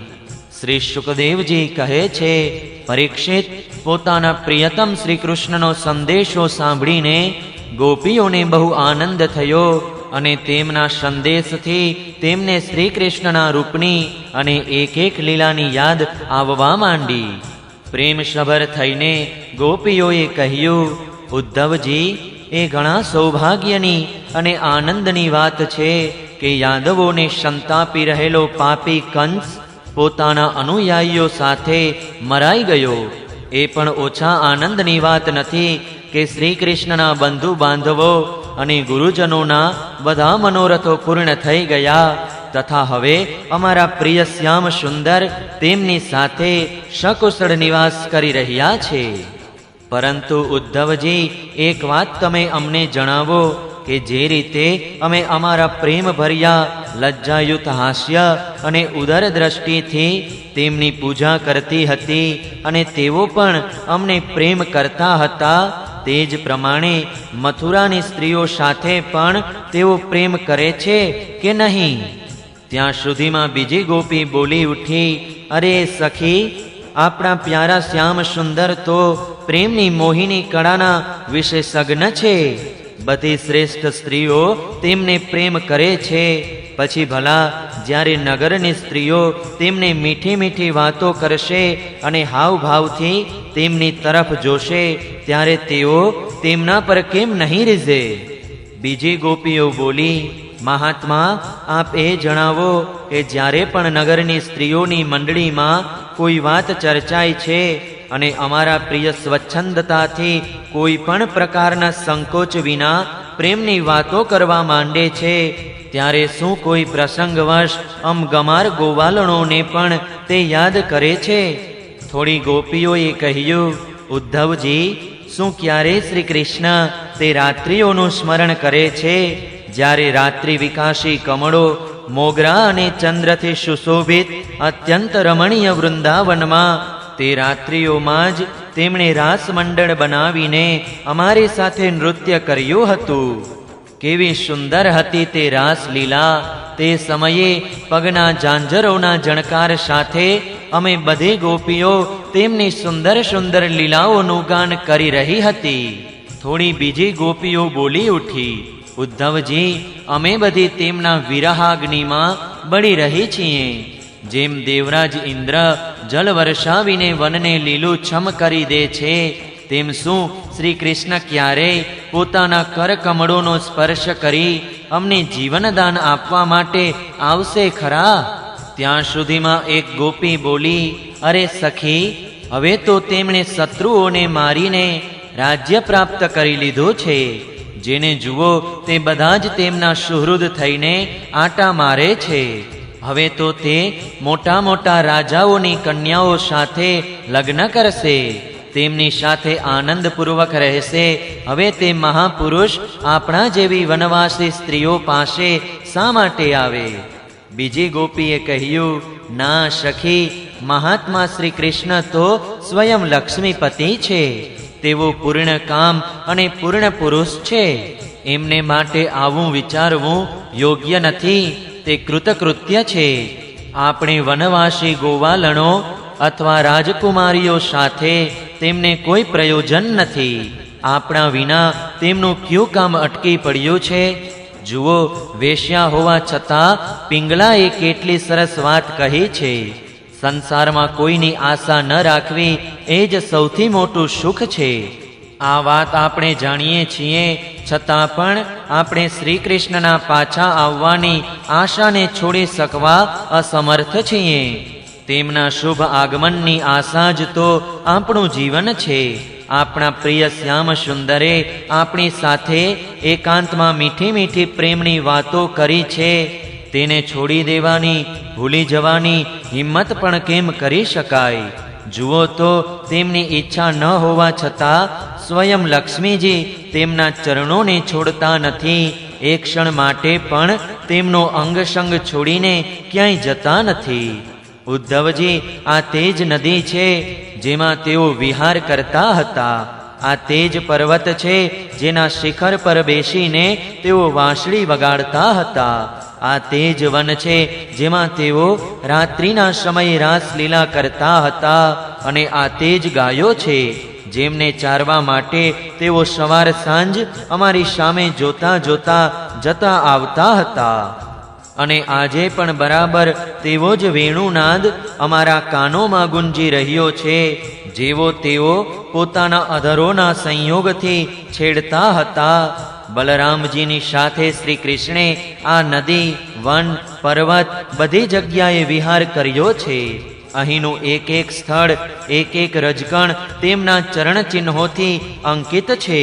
અમે જ્યારે આ બધું જોઈએ છીએ, સાંભળીએ છીએ, અરે આખો દિવસ આજ તો કરીએ છીએ, ત્યારે તે અમારા પ્રિય શ્યામ સુંદર નંદનંદને અમારા નેત્રો સમક્ષ લાવીને મૂકી દઈએ છીએ. ઉદ્ધવજી, અમે કોઈ પણ રીતે મરીને પણ તેમને ભૂલી શકતી નથી. એવું તેમની સાથે અમારું તાદાત્મ્ય છે. તેમની પેલા હંસ જેવી સુંદર ચાલ, ઉદાર હાસ્ય, વિલાસપૂર્વક જોવું અને મધુર વાણી, અહો, આ બધાએ અમારું ચિત્ત ચોરી લીધું છે. અમારું મન અમારા વશમાં નથી. હવે અમે તેમને ભૂલીએ પણ કઈ રીતે? અમારા પ્રિય શ્રી કૃષ્ણ, તમે જ અમારા જીવનના સ્વામી છો, અમારું સર્વસ્વ છો. પ્રિય, તમે લક્ષ્મીપતિ છો, તેથી શું થયું? અમારા માટે તો વ્રજનાથ જ છો. આમ વ્રજ ગોપીઓના એકમાત્ર તમે જ સાચા સ્વામી છો. શ્યામ સુંદર, તમે વારંવાર અમારી વ્યથા મિટાવી છે, અમારા સંકટો કાપ્યા છે. ગોવિંદ, તમે ગાયોને બહુ પ્રેમ કરો છો. શું અમે ગાયો નથી? તમારું આ સંપૂર્ણ ગોકુલ, જેમાં ગોપ બાળકો, માતા પિતા, ગાયો અને અમ ગોપીઓ બધા જ છીએ, દુઃખના અગાધ દરિયામાં ડૂબી રહ્યું છે. તમે આને બચાવો, આવો અમારી રક્ષા કરો. શ્રી શુકદેવજી કહે છે, પ્રિય પરીક્ષિત, ભગવાન શ્રી કૃષ્ણનો પ્રિય સંદેશ સાંભળીને ગોપીઓની વિરહ વ્યથા શાંત થઈ ગઈ હતી. તેઓ ઇન્દ્રિયાતીત ભગવાન શ્રી કૃષ્ણને પોતાના આત્મા રૂપે સર્વત્ર વિદ્યમાન છે એવું સમજી ચૂકી હતી. હવે તેઓ બહુ જ પ્રેમ અને આદરપૂર્વક ઉદ્ધવજીનો સત્કાર કરવા લાગી. ઉદ્ધવજી ગોપીઓની વિરહ વ્યથા દૂર કરવા માટે કેટલાય મહિનાઓ સુધી ત્યાં રહ્યા. તેઓ ભગવાન શ્રી કૃષ્ણની અનેક લીલાઓ અને વાતો કહી કહીને વ્રજવાસીઓને આનંદિત કરતા રહ્યા. નંદ બાવાના વ્રજમાં જેટલા દિવસ ઉદ્ધવજી રહ્યા, એટલા દિવસ ભગવાન શ્રી કૃષ્ણની લીલાઓની ચર્ચા થતી રહેવાને કારણે વ્રજવાસીઓને એવું લાગ્યું કે જાણે હજી એક ક્ષણ જ થઈ છે. ભગવાનના પરમ પ્રેમી ભક્ત ઉદ્ધવજી ક્યારેક યમુના કિનારે જતા, ક્યારેક વૃંદાવનમાં વિચરતા અને ક્યારેક ગિરિરાજની ઘાટીઓમાં જતા, ક્યારેક રંગબેરંગી પુષ્પોથી લચી રહેલા વૃક્ષોમાં જ લીન થઈ જતા અને અહીં ભગવાન શ્રી કૃષ્ણે કઈ લીલા કરી છે એવું પૂછીને વ્રજવાસીઓને ભગવાન શ્રી કૃષ્ણ અને તેમની લીલામાં તન્મય કરી દેતા. ઉદ્ધવજીએ વ્રજમાં રહીને ગોપીઓની આ પ્રમાણેની પ્રેમ વ્યાકુળતા તથા અનેક પ્રકારની પ્રેમ ચેષ્ટાઓ જોઈ તેમની આ પ્રકારની શ્રી કૃષ્ણમાં તન્મયતા જોઈને તેઓ પ્રેમાનંદથી પૂર્ણ થઈ ગયા. તેમણે ગોપીઓને વંદન કરતા આ પ્રમાણે કહ્યું, આ પૃથ્વી પર માત્ર આ ગોપીઓનું જ શરીર ધારણ કરવું શ્રેષ્ઠ અને સફળ છે, કેમ કે એ શરૂઆતમાં શ્રી કૃષ્ણના પરમ પ્રેમમય દિવ્ય મહાભાવમાં સ્થિત થઈ ગઈ છે. પ્રેમની આ સર્વોચ્ચ સ્થિતિ સંસારના ભયથી ભયભીત મુમુક્ષુઓ માટે જ નહીં, બલકે મોટા મોટા મુનિઓ, મુક્ત મહાત્માઓ તથા અમારા જેવા ભક્તો માટે પણ હજી ઈચ્છવા યોગ્ય જ છે. અમને આવા પ્રેમની પ્રાપ્તિ થઈ શકી નથી. સાચું જ છે, જેને ભગવાન શ્રી કૃષ્ણની લીલા કથાના રસનો ચસ્કો લાગી ગયો તેમને ઉત્તમ કુળ, બ્રાહ્મણોના સંસ્કારો અને મોટા મોટા યજ્ઞ યાગાદિથી શું પ્રયોજન? અર્થાત જો ભગવાનના લીલા કથા રસની પ્રાપ્તિ ન થઈ, તેમાં રુચિ ન થઈ, તો અનેક મહાકલ્પો સુધી વારંવાર બ્રહ્માનું પદ મળવાથી પણ શો લાભ? ક્યાં આ વાનવાસી, આચાર, જ્ઞાન અને જાતિથી હીન ગામડાની ગામાર ગોવાલણો અને ક્યાં સચ્ચિદાનંદન ભગવાન શ્રી કૃષ્ણમાં આવો અનન્ય પ્રેમ? અહો, ધન્ય છે, ધન્ય છે. આનાથી સિદ્ધ થાય છે કે કોઈ ભગવાનના સ્વરૂપ અને રહસ્યને ભલે જાણ્યા વિના તેમની સાથે પ્રેમ કરે, તેમની ભક્તિ કરે, તો તેઓ સ્વયં પોતાની શક્તિથી, પોતાની કૃપાથી તેનું પરમ કલ્યાણ કરી દે છે. બરાબર તે જ પ્રમાણે જેમ કોઈ અજાણતા અમૃતપાન કરી લે, તો તે પોતાની વસ્તુ શક્તિથી જ પીનારને અમર બનાવી દે છે. ભગવાન શ્રી કૃષ્ણે રાસલીલા વખતે આ વ્રજાંગનાઓના ગળામાં પોતાનો શ્રીહસ્ત પધરાવીને તેમના મનોરથો પૂર્ણ કર્યા. તેમને ભગવાને જે કૃપા પ્રસાદનું દાન કર્યું, તેમને જેવું પ્રેમ દાન કર્યું તેવું ભગવાનના પરમ પ્રેમાસ્પદ નિત્ય સંગની વક્ષ સ્થળ પર વિરાજમાન લક્ષ્મીજીને પણ પ્રાપ્ત થયું નથી. કમળ જેવી સુગંધ અને કાંતિથી યુક્ત દેવાંગનાઓને પણ પ્રાપ્ત થયું નથી. પછી અન્ય સ્ત્રીઓની તો વાત જ શી કરવી. મારા માટે તો સર્વશ્રેષ્ઠ વાત એ જ હશે કે હું વૃંદાવન ધામમાં કોઈ વૃક્ષ લતા અથવા વનસ્પતિ જડીબુટી રૂપે જ બની જાઉં તો મને આ ગોપીઓની ચરણરજ નિરંતર સેવન કરવા માટે મળતી રહેશે. આમની ચરણરજમાં સ્નાન કરીને હું ધન્ય થઈ જઈશ. ધન્ય છે આ ગોપીઓ. જુઓ તો ખરા, જેમને છોડવા અત્યંત દુષ્કર છે તેવા સ્વજનો તથા લોકવેદની આર્ય મર્યાદાનો પરિત્યાગ કરીને આપણે ભગવાનની પદવી, તેમની સાથે તન્મયતા, તેમનો પરમ પ્રેમ પ્રાપ્ત કરી લીધો. બીજાઓની વાત ક્યાં છે? ભગવદ વાણી, તેમના નિશ્વાસ રૂપ સમસ્ત શ્રુતિઓ, ઉપનિષદો પણ હજી સુધી ભગવાનના પરમ પ્રેમમય સ્વરૂપને શોધ્યા કરે છે, પ્રાપ્ત કરી શક્યા નથી. સ્વયં ભગવતી લક્ષ્મીજી જેમની પૂજા કરે છે, બ્રહ્મા, શંકર વગેરે પરમ સમર્થ દેવતાઓ, પૂર્ણકામ આત્મારામ અને મોટા મોટા યોગેશ્વરો પોતાના હૃદયમાં જેમનું ચિંતન કરતા રહે છે, ભગવાન શ્રી કૃષ્ણના તે જ ચરણાર વિંદને રાસલીલા વખતે ગોપીઓએ પોતાના વક્ષ સ્થળ પર પધરાવ્યા અને તેમનું આલિંગન કરીને પોતાના હૃદયની બળતરા, વિરહ વ્યથાને શાંત કરી. નંદ બાવાના વ્રજમાં રહેવાવાળી ગોપાંગનાઓની ચરણરજને હું વારંવાર પ્રણામ કરું છું, તેને મસ્તક પર ચઢાવું છું. અહો, આ ગોપીઓએ ભગવાન શ્રી કૃષ્ણની લીલા કથા વિશે ગાયેલું હરિકથા ગીત આ ત્રણેય લોકને પવિત્ર કરતું રહેશે. શ્રી સુખદેવજી કહે છે, પરીક્ષિત, આ પ્રમાણે કેટલાય મહિનાઓ સુધી વ્રજમાં રહીને ઉદ્ધવજીએ હવે મથુરા જવા માટે ગોપીઓની, નંદ બાવા અને યશોદા મૈયાની આજ્ઞા લીધી. ગ્વાલ બાળકોની વિદાય લઈને ત્યાંથી મથુરા જવા માટે તેઓ રથમાં બેઠા. જ્યારે તેમનો રથ વ્રજમાંથી બહાર નીકળ્યો ત્યારે નંદ બાવા વગેરે ગોવાળો અનેક પ્રકારની ભેટ સામગ્રીઓ લઈને તેમની પાસે આવ્યા અને અશ્રુભીના નેત્રોથી તેમણે અતિશય પ્રેમપૂર્વક કહ્યું, ઉદ્ધવજી, હવે અમે એ જ ઈચ્છીએ છીએ કે અમારા મનની એક એક વૃત્તિ, અમારો એક એક સંકલ્પ શ્રી કૃષ્ણના ચરણાર વિંદને આશ્રિત રહે. તેમની સેવા માટે જ તે સંકલ્પો ઉદ્ભવો અને તેમનામાં જ જોડાયેલા રહો. અમારી વાણી નિત્ય નિરંતર તેમના જ નામોનું ઉચ્ચારણ કરતી રહે અને શરીર તેમને પ્રણામ કરવા, તેમની આજ્ઞાનું પાલન અને સેવામાં લાગેલું રહે. ઉદ્ધવજી, અમે સાચું કહીએ છીએ, અમને મોક્ષની બિલકુલ ઈચ્છા નથી અને ભગવાનની ઈચ્છાથી પોતાના કર્મો પ્રમાણે ગમે તે યોનિમાં જન્મ લઈએ, ત્યાં શુભ આચરણ કરીએ, દાન આપીએ અને તેના ફળ સ્વરૂપે અમારો શ્રી કૃષ્ણના પ્રતિ ઉત્તરોત્તર પ્રેમ વધતો રહે. પ્રિય પરીક્ષિત, નંદ બાવા વગેરે ગોવાળોએ આ પ્રમાણે શ્રી કૃષ્ણ ભક્તિથી ઉદ્ધવજીનું સન્માન કર્યું. હવે તેઓ ભગવાન શ્રી કૃષ્ણ દ્વારા સુરક્ષિત એવી મથુરાપુરીમાં પાછા આવ્યા. ત્યાં પહોંચીને તેમણે ભગવાન શ્રી કૃષ્ણને પ્રણામ કર્યા અને તેમને વ્રજવાસીઓની પ્રેમપૂર્ણ ભક્તિની વિપુલતા જે તેમણે જોઈ હતી વિસ્તારથી કહી.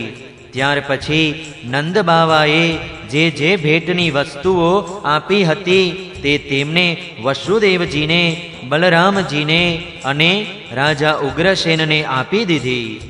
10મા સ્કંધના પૂર્વાર્ધ અંતર્ગત ઉદ્ધવનું પ્રત્યાગમન માનો 47મો અધ્યાય સમાપ્ત. જય શ્રી કૃષ્ણ. ઓમ નમો ભગવતે વાસુદેવાય. 48મો અધ્યાય. ભગવાનનું કુબ્જા અને અક્રૂરજીને ઘેર પધારવું. શ્રી શુકદેવજી કહે છે, પરીક્ષિત, ત્યાર પછી સર્વાત્મા તથા સર્વના સાક્ષી ભગવાન શ્રી કૃષ્ણ પોતાને મળવાની આકાંક્ષા રાખીને વ્યાકુળ થઈ ગયેલી કુબ્જાનું પ્રિય કરવા, તેને સુખ આપવાની ઈચ્છાથી તેના ઘેર ગયા. કુબ્જાનું ઘર બહુ કિંમતી વસ્તુઓથી સંપન્ન હતું. તેમાં શૃંગાર રસને વધારનારી અનેક સાધન સામગ્રીઓ પણ ભરપૂર હતી. મોતીના તોરણો, પતાકાઓ, ચંદરવા, સૈયાઓ અને બેઠકોથી સુશોભિત અને સુગંધી ધૂપદીપ તથા પુષ્પમાળાઓથી તે મહેકી રહ્યું હતું. ભગવાનને પોતાને ઘેર આવતા જોઈને કુબ્જા તુરત એકદમ ઊભી થઈ ગઈ અને સખીઓની સાથે આગળ આવીને તેણે વિધિપૂર્વક ભગવાનનો સ્વાગત સત્કાર કર્યો. પછી શ્રેષ્ઠ આસન વગેરે આપીને વિવિધ ઉપચારોથી તેમની વિધિપૂર્વક પૂજા કરી. કુબ્જાએ ભગવાનના પરમ ભક્ત ઉદ્ધવનું પણ યથોચિત પૂજન કર્યું, પરંતુ તેઓ કુબ્જા દ્વારા અપાયેલા આસનને સ્પર્શ કરીને જમીન પર બેસી ગયા. પોતાના સ્વામીની સામે તેમણે આસન પર બેસવાનું ઉચિત ન માન્યું. ભગવાન શ્રી કૃષ્ણ સચ્ચિદાનંદ સ્વરૂપ હોવા છતાં પણ લોક વ્યવહારનું અનુકરણ કરતા રહીને તુરત જ તેના બહુ કિંમતી પલંગ પર જઈને બિરાજ્યા. કુબ્જા સ્નાન, અંગરાગ, વસ્ત્ર, આભૂષણ, હાર, ચંદન, અત્તર, પાન અને સુધાસૌ વગેરેથી પોતાને બહુ જ શણગારી લીલાપૂર્વક હસતી તેમજ વિલાસપૂર્વક જોતી શ્રી કૃષ્ણની પાસે આવી. કુબ્જા નવા સમાગમના સંકોચથી ખમચાતી હતી.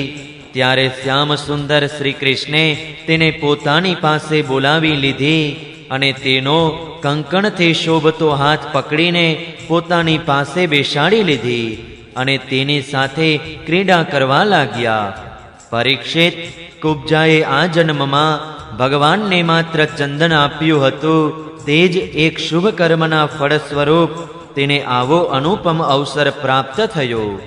કુબ્જા ભગવાન શ્રી કૃષ્ણના ચરણોને પોતાના કામ સંતપ્ત હૃદય, વક્ષસ્થળ અને નેત્રો પર પધરાવીને તે ચરણોની દિવ્ય સુગંધ લેવા લાગી અને આ પ્રમાણે તેણે પોતાના હૃદયના લાંબા સમયના તાપને, તમામ યાધિ વ્યાધિને શાંત કર્યો. આ પ્રમાણે ભગવાનનું સાનિધ્ય પ્રાપ્ત કરીને આનંદમગ્ન થઈ ગઈ. પરીક્ષિત, કુબ્જાએ માત્ર શ્રી કૃષ્ણને ચંદન આપ્યું હતું, તેટલાથી જ તેને તે સર્વશક્તિમાન ભગવાનની પ્રાપ્તિ થઈ, જેઓ કૈવલ્ય મોક્ષના અધીશ્વર છે અને જેમની પ્રાપ્તિ અત્યંત કઠણ છે. પરંતુ તે અભાગણીએ તેમને પ્રાપ્ત કરીને પણ ગોપીઓની જેમ સેવા ન માગતા આજ માગ્યું. કુબ્જાએ કહ્યું, પ્રિયતમ, આપ થોડો સમય અહીં રહીને મારી સાથે ક્રીડા કરો, કેમ કે હે કમલ નયન, હું આપને છોડી શકું એમ નથી. પરીક્ષિત, ભગવાન શ્રી કૃષ્ણ બધાનું માન રાખવા વાળા અને સર્વેશ્વર છે. તેમણે અભિષ્ટ વરદાન આપીને તેની પૂજાનો સ્વીકાર કર્યો અને પછી પોતાના પ્રિય ભક્ત ઉદ્ધવજીની સાથે પોતાના સર્વ સમ્માનિત ઘેર પાછા આવ્યા. પરીક્ષિત, ભગવાન બ્રહ્મા વગેરે સમસ્ત ઈશ્વરોના પણ ઈશ્વર છે. તેમણે પ્રસન્ન કરવા જીવને માટે બહુ કઠણ છે. જે કોઈ તેમને પ્રસન્ન કરીને તેમની પાસે વિષય સુખ માગે છે તે ખરેખર દુર્બુદ્ધિ છે, કેમ કે વાસ્તવમાં વિષય સુખ અત્યંત તુચ્છ છે. ત્યાર પછી એક દિવસ સર્વશક્તિમાન ભગવાન શ્રી કૃષ્ણ બલરામજી અને ઉદ્ધવજીની સાથે અક્રૂરજીની અભિલાષા પૂરી કરવા અને તેમની પાસે કંઈક સેવા લેવા માટે તેમને ઘેર પધાર્યા. અક્રૂરજીએ દૂરથી જ જોયું કે મારા પરમ બંધુ મનુષ્યલોક શિરોમણી ભગવાન શ્રી કૃષ્ણ અને બલરામજી વગેરે પધારી રહ્યા છે. તેઓ તુરંત ઉઠીને સામે ગયા અને આનંદ ઘેલા થઈને તેમનું અભિનંદન અને આલિંગન કર્યું. અક્રૂરજીએ ભગવાન શ્રી કૃષ્ણ અને બલરામજીને નમસ્કાર કર્યા તથા ઉદ્ધવજીની સાથે તે બંને ભાઈઓએ પણ તેમને નમસ્કાર કર્યા. જ્યારે બધા આરામથી આસન પર બેસી ગયા ત્યારે અક્રૂરજીએ તેમની વિધિવત પૂજા કરી.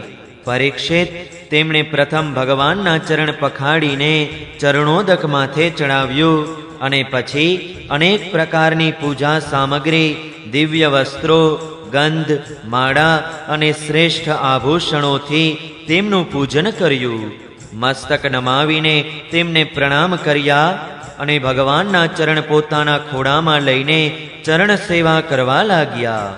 તે વખતે તેમણે બહુ જ વિનમ્રતાથી ભગવાન શ્રી કૃષ્ણ અને બલરામજીને કહ્યું, ભગવાન, એ અત્યંત આનંદ અને સૌભાગ્યની વાત છે કે પાપી કંસ પોતાના અનુયાયીઓ સાથે મરાઈ ગયો. તેને મારીને તમે બંનેએ યદુવંશને બહુ મોટા સંકટમાંથી બચાવી લીધો તથા તેને ઉન્નત અને સમૃદ્ધ કર્યો. તમે બંને જગતના કારણ અને જગતરૂપ આદિ પુરુષ છો. આપના સિવાય બીજી કોઈ વસ્તુ નથી, ન કારણ છે કે ન કાર્ય. પરમાત્મન આપે જ આપની શક્તિથી આ સંસારની રચના કરી છે અને આપની કાળ, માયા વગેરે શક્તિઓથી એમાં પ્રવિષ્ટ થઈને જેટલા પણ સાંભળેલા દેખાતા પદાર્થો છે તેમાં આપ જ પ્રતીત થઈ રહ્યા છો. જેમ પૃથ્વી વગેરે કારણ તત્વોથી જ તેમના કાર્ય સ્થાવર જંગમ શરીરો બને છે, તે જ તેમનામાં અનુપ્રવિષ્ટ જેવા થઈને અનેક રૂપોમાં પ્રતીત થાય છે, પરંતુ વાસ્તવમાં તે કારણ રૂપે જ છે.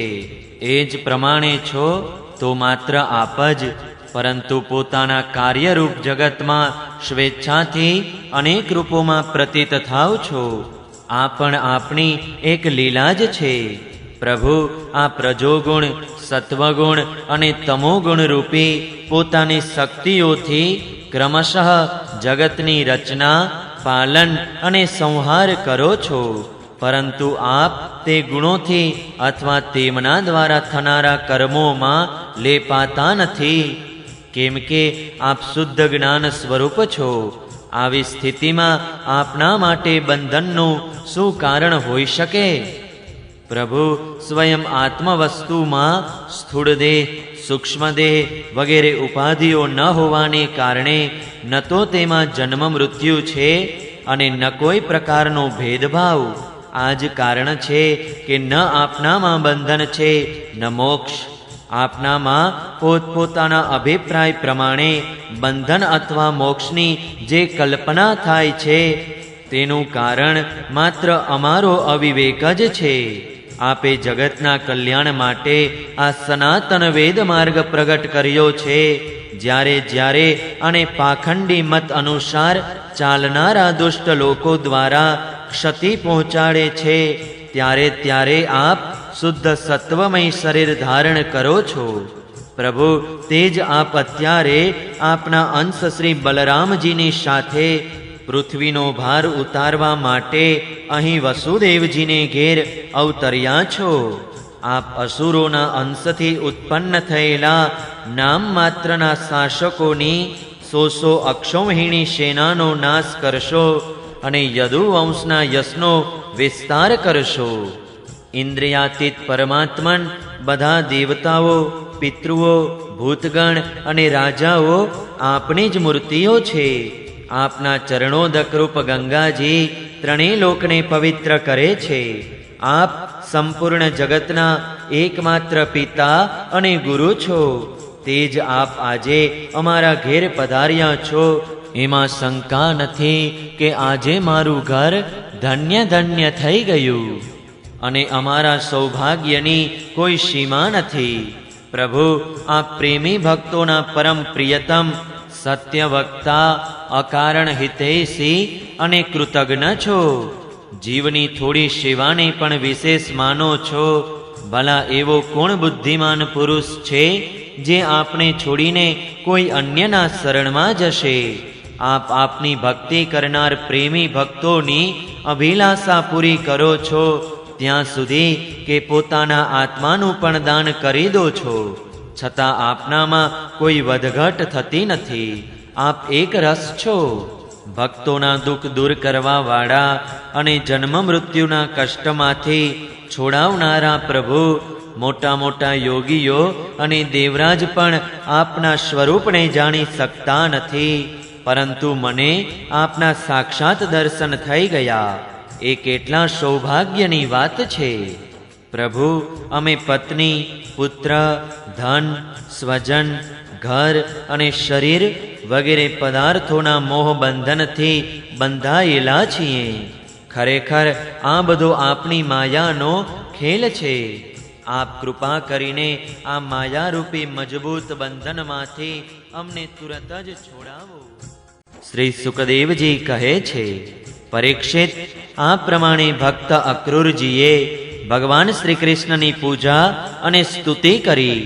ત્યાર પછી ભગવાન શ્રી કૃષ્ણે મોહ પમાડતા હોય એમ સ્મિત હાસ્યપૂર્વક મધુર વાણીમાં કહ્યું. ભગવાન શ્રી કૃષ્ણે કહ્યું, કાકાશ્રી, તમે તો અમારા ગુરુ, હિત ઉપેશક અને કાકા છો. અમારા વંશમાં અત્યંત પ્રસન્નીય તથા અમારા સદા હિતૈષી છો. અમે તો આપના સંતાન છીએ. અમે સદા તમારા દ્વારા રક્ષણ, પાલન અને કૃપાને પાત્ર છીએ. પોતાનું પરમ કલ્યાણ ઈચ્છનાર મનુષ્યે તમારા જેવા પરમ પૂજનીય અને ભાગ્યશાળી સંતોની હંમેશા સેવા કરવી જોઈએ. તમારા જેવા સંત પુરુષ તો દેવતાઓથી પણ ચડિયાતા છે, કેમ કે દેવતાઓ તો સ્વાર્થી છે, પરંતુ સંતો નિસ્વાર્થી હોય છે. માત્ર જળ પ્રધાન તીર્થો જ તીર્થ નથી, માત્ર માટી અને પથ્થર વગેરેની મૂર્તિઓ જ દેવતા નથી. કાકાશ્રી, તેમની તો લાંબા સમય સુધી સેવા કરવામાં આવે ત્યારે તે પવિત્ર કરે છે, પરંતુ સંત પુરુષો તો પોતાના દર્શન માત્રથી પવિત્ર કરી દે છે. કાકાશ્રી, તમે અમારા હિતૈષી સુહૃદોમાં સર્વશ્રેષ્ઠ છો. તેથી તમે પાંડવોનું હિત કરવા માટે તથા તેમનું કુશળ મંગળ જાણવા માટે હસ્તિનાપુર જાઓ. અમે એવું સાંભળ્યું છે કે પાંડુ રાજાના મૃત્યુ પછી યુધિષ્ઠિર વગેરે પાંડવો પોતાના માતા કુંતી સાથે બહુ જ કષ્ટ ભોગવી રહ્યા છે. હવે રાજા ધૃતરાષ્ટ્ર તેમને પોતાની રાજધાની હસ્તિનાપુરમાં લઈ આવ્યા છે અને તેઓ ત્યાં જ રહે છે. તમે જાણો જ છો કે રાજા ધૃતરાષ્ટ્ર એક તો નેત્રહીન છે અને બીજું તેમનામાં મનોબળની પણ કમી છે. તેમનો પુત્ર દુર્યોધન બહુ દુષ્ટ છે અને ધૃતરાષ્ટ્ર તેને આધીન હોવાને કારણે તેઓ પાંડવો સાથે તેમના પુત્રો જેવા સમાન વ્યવહાર કરી શકતા નથી. તેથી તમે ત્યાં જાઓ અને જાણકારી મેળવો કે તેમની સ્થિતિ સારી છે કે નહીં. તમારા દ્વારા સમાચાર મળ્યા પછી હું તેનો ઉપાય કરીશ, તેથી તે સુહૃદો પાંડવોને સુખ મળે. સર્વશક્તિમાન ભગવાન શ્રી કૃષ્ણ અક્રૂરજીને આ પ્રમાણે આદેશ આપીને બલરામજી અને ઉદ્ધવજીની સાથે ત્યાંથી પોતાને ઘેર ગયા. 10મા સ્કંદના પૂર્વાર્ધ અંતર્ગત 48મો અધ્યાય સમાપ્ત. જય શ્રી કૃષ્ણ. ઓમ નમો ભગવતે વાસુદેવાય. 49મો અધ્યાય અક્રૂરજીનો હસ્તિનાપુરમાં જવું. શ્રી સુખદેવજી કહે છે, પરીક્ષિત, ભગવાનની આજ્ઞા અનુસાર અક્રૂરજી હસ્તિનાપુર ગયા. ત્યાંની એક એક વસ્તુ પર પુરુવંશી રાજાઓની અમર કીર્તિની મહોર લાગેલી છે. તેઓ ત્યાં પ્રથમ ધૃતરાષ્ટ્ર, ભીષ્મ, વિદુર, કુંતી, બાહ્લિક અને તેમના પુત્ર સોમદત્ત, દ્રોણાચાર્ય, કૃપાચાર્ય, કર્ણ, દુર્યોધન, દ્રોણપુત્ર અશ્વત્થામા, યુધિષ્ઠિર વગેરે 5 પાંડવો તથા બીજા ઇષ્ટમિત્રોને મળ્યા. જ્યારે ગાંધીનંદન અક્રૂરજી બધા મિત્રો અને સંબંધીઓને સારી રીતે મળ્યા ત્યારે તેમને તે લોકોએ પોતાના મથુરાવાસી સ્વજન સંબંધીઓના કુશળ મંગળ પૂછ્યા. તેમને ઉત્તર આપીને અક્રૂરજીએ પણ હસ્તિનાપુરવાસીઓના કુશળ મંગળ પૂછ્યા. પરીક્ષિત ધૃતરાષ્ટ્ર પાંડવો સાથે કેવો વ્યવહાર કરે છે એ જાણવા માટે જ અક્રૂરજી ત્યાં થોડા મહિના રોકાયા. ખરું પૂછો તો ધૃતરાષ્ટ્રમાં પોતાના દુષ્ટ પુત્રોની ઈચ્છાથી વિપરીત કાંઈ પણ કરવાનું સાહસ ન હતું. તેઓ શકુની વગેરે દુષ્ટ લોકોની સલાહ પ્રમાણે જ કામ કરી રહ્યા હતા. અક્રૂરજીને કુંતી અને વિદુરજીએ એમ કહ્યું હતું કે ધૃતરાષ્ટ્રના દુર્યોધન વગેરે પુત્રો પાંડવોનો પ્રભાવ, શસ્ત્ર કૌશલ્ય, બળ, વીરતા તથા વિનય વગેરે સદ્ગુણો જોઈને તેમના પ્રત્યે ઈર્ષાથી બળી રહ્યા છે. જ્યારે તેઓ પાંડવોના ઉપરોક્ત ગુણો જોઈને ત્યારે તેમનું અનિષ્ટ કરવા તત્પર થઈ જાય છે. અત્યાર સુધી દુર્યોધન વગેરે ધૃતરાષ્ટ્રના પુત્રોએ પાંડવો પર કેટલીય વાર અન્નમાં વિષ આપવા જેવા અનેક અત્યાચારો કર્યા છે અને હજી પણ ઘણું કરવાની યોજના બનાવી રહ્યા છે. જ્યારે અક્રૂરજી કુંતીજીને ઘેર આવ્યા ત્યારે તેઓ પોતાના ભાઈ પાસે જઈને બેઠા. અક્રૂરજીને જોઈને કુંતીજીને તેમના પિયરની સ્મૃતિ તાજી થઈ. તેમના નેત્રોમાં આંસુ આવી ગયા. તેમણે કહ્યું, પ્રિય ભાઈ, શું ક્યારેય મારા મા બાપ, ભાઈઓ બહેનો, ભત્રીજા, પરિવારની સ્ત્રીઓ અને સખી સહેલીઓ મને યાદ કરે છે? મેં સાંભળ્યું છે કે મારા ભત્રીજા ભગવાન શ્રી કૃષ્ણ અને કમલનયન બલરામ ખૂબ જ ભક્તવત્સલ અને શરણાગત રક્ષક છે. શું ક્યારેય તેઓ આ તેમના ફોઈના દીકરા ભાઈઓને યાદ કરે છે? હું શત્રુઓની વચ્ચે ઘેરાયેલી અત્યંત શોકાગ્રસ્ત થઈ રહી છું. મારી દશા વરુઓની વચ્ચે રહેલી હરણી જેવી છે. મારા પુત્ર બાપ વિનાના થઈ ગયા છે. શું આપણા શ્રી કૃષ્ણ ક્યારેય અહીં આવીને મને અને આ અનાથ બાળકોને સાંત્વના આપશે? શ્રી કૃષ્ણને પોતાની સામે હોય એમ સમજીને કુંતીજી કહેવા લાગ્યા, સચ્ચિદાનંદ સ્વરૂપ હે કૃષ્ણ, તમે મહાયોગી છો, વિશ્વાત્મા છો અને તમે સંપૂર્ણ વિશ્વના જીવનદાતા છો.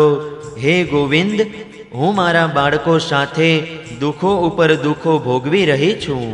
હું તમારા શરણમાં આવી છું. મારી રક્ષા કરો, મારા બાળકોને બચાવો. મારા શ્રી કૃષ્ણ, આ સંસાર મૃત્યુરૂપ છે અને તમારા ચરણ મોક્ષ આપનારા છે. હું જોઉં છું કે જે લોકો આ સંસારથી ભયભીત થયેલા છે તેમના માટે તમારા ચરણો સિવાય બીજું કોઈ શરણ અને સહારો નથી. શ્રી કૃષ્ણ, તમે માયાથી અતીત પરમ શુદ્ધ છો. તમે સ્વયં પરબ્રહ્મ પરમાત્મા છો. સમસ્ત સાધનાઓ, યોગ અને ઉપાયોના સ્વામી છો અને સ્વયં યોગ પણ છો. શ્રી કૃષ્ણ, હું તમારા શરણમાં આવી છું. તમે મારી રક્ષા કરો. શ્રી સુખદેવજી કહે છે, પરીક્ષિત, તમારા પરદાદી કુંતી આ પ્રમાણે પોતાના સગા સંબંધીઓ અને તેમના જગદીશ્વર ભગવાન શ્રી કૃષ્ણનું સ્મરણ કરીને અત્યંત દુઃખી થઈ ગયા અને ધ્રુસકે રડવા લાગ્યા. અક્રૂરજી અને વિદુરજી બંને સુખ દુઃખને સમદ્રષ્ટિથી જોતા હતા. બંને યશસ્વી મહાત્માઓએ કુંતીને તેમના પુત્રોના જન્મદાતા ધર્મ, વાયુ વગેરે દેવતાઓની યાદ અપાવી કહ્યું કે તમારા પુત્રો અધર્મનો નાશ કરવા માટે જ પેદા થાય છે. આ પ્રમાણે સમજાવી તેમને સાંત્વના આપી. અક્રૂરજી મથુરા જવા રવાના થતા પહેલા રાજા ધૃતરાષ્ટ્ર પાસે ગયા અત્યાર સુધીમાં એ સ્પષ્ટ થઈ ગયું હતું કે રાજા પોતાના પુત્રોના પક્ષપાતી છે અને ભત્રીજાઓ સાથે પોતાના પુત્રો જેવો સારો વર્તાવ કરતા નથી. હવે અક્રૂરજીએ કૌરવોની ભરી સભામાં શ્રી કૃષ્ણ અને બલરામજી વગેરેનો હિતકારી સંદેશ કહી સંભળાવ્યો.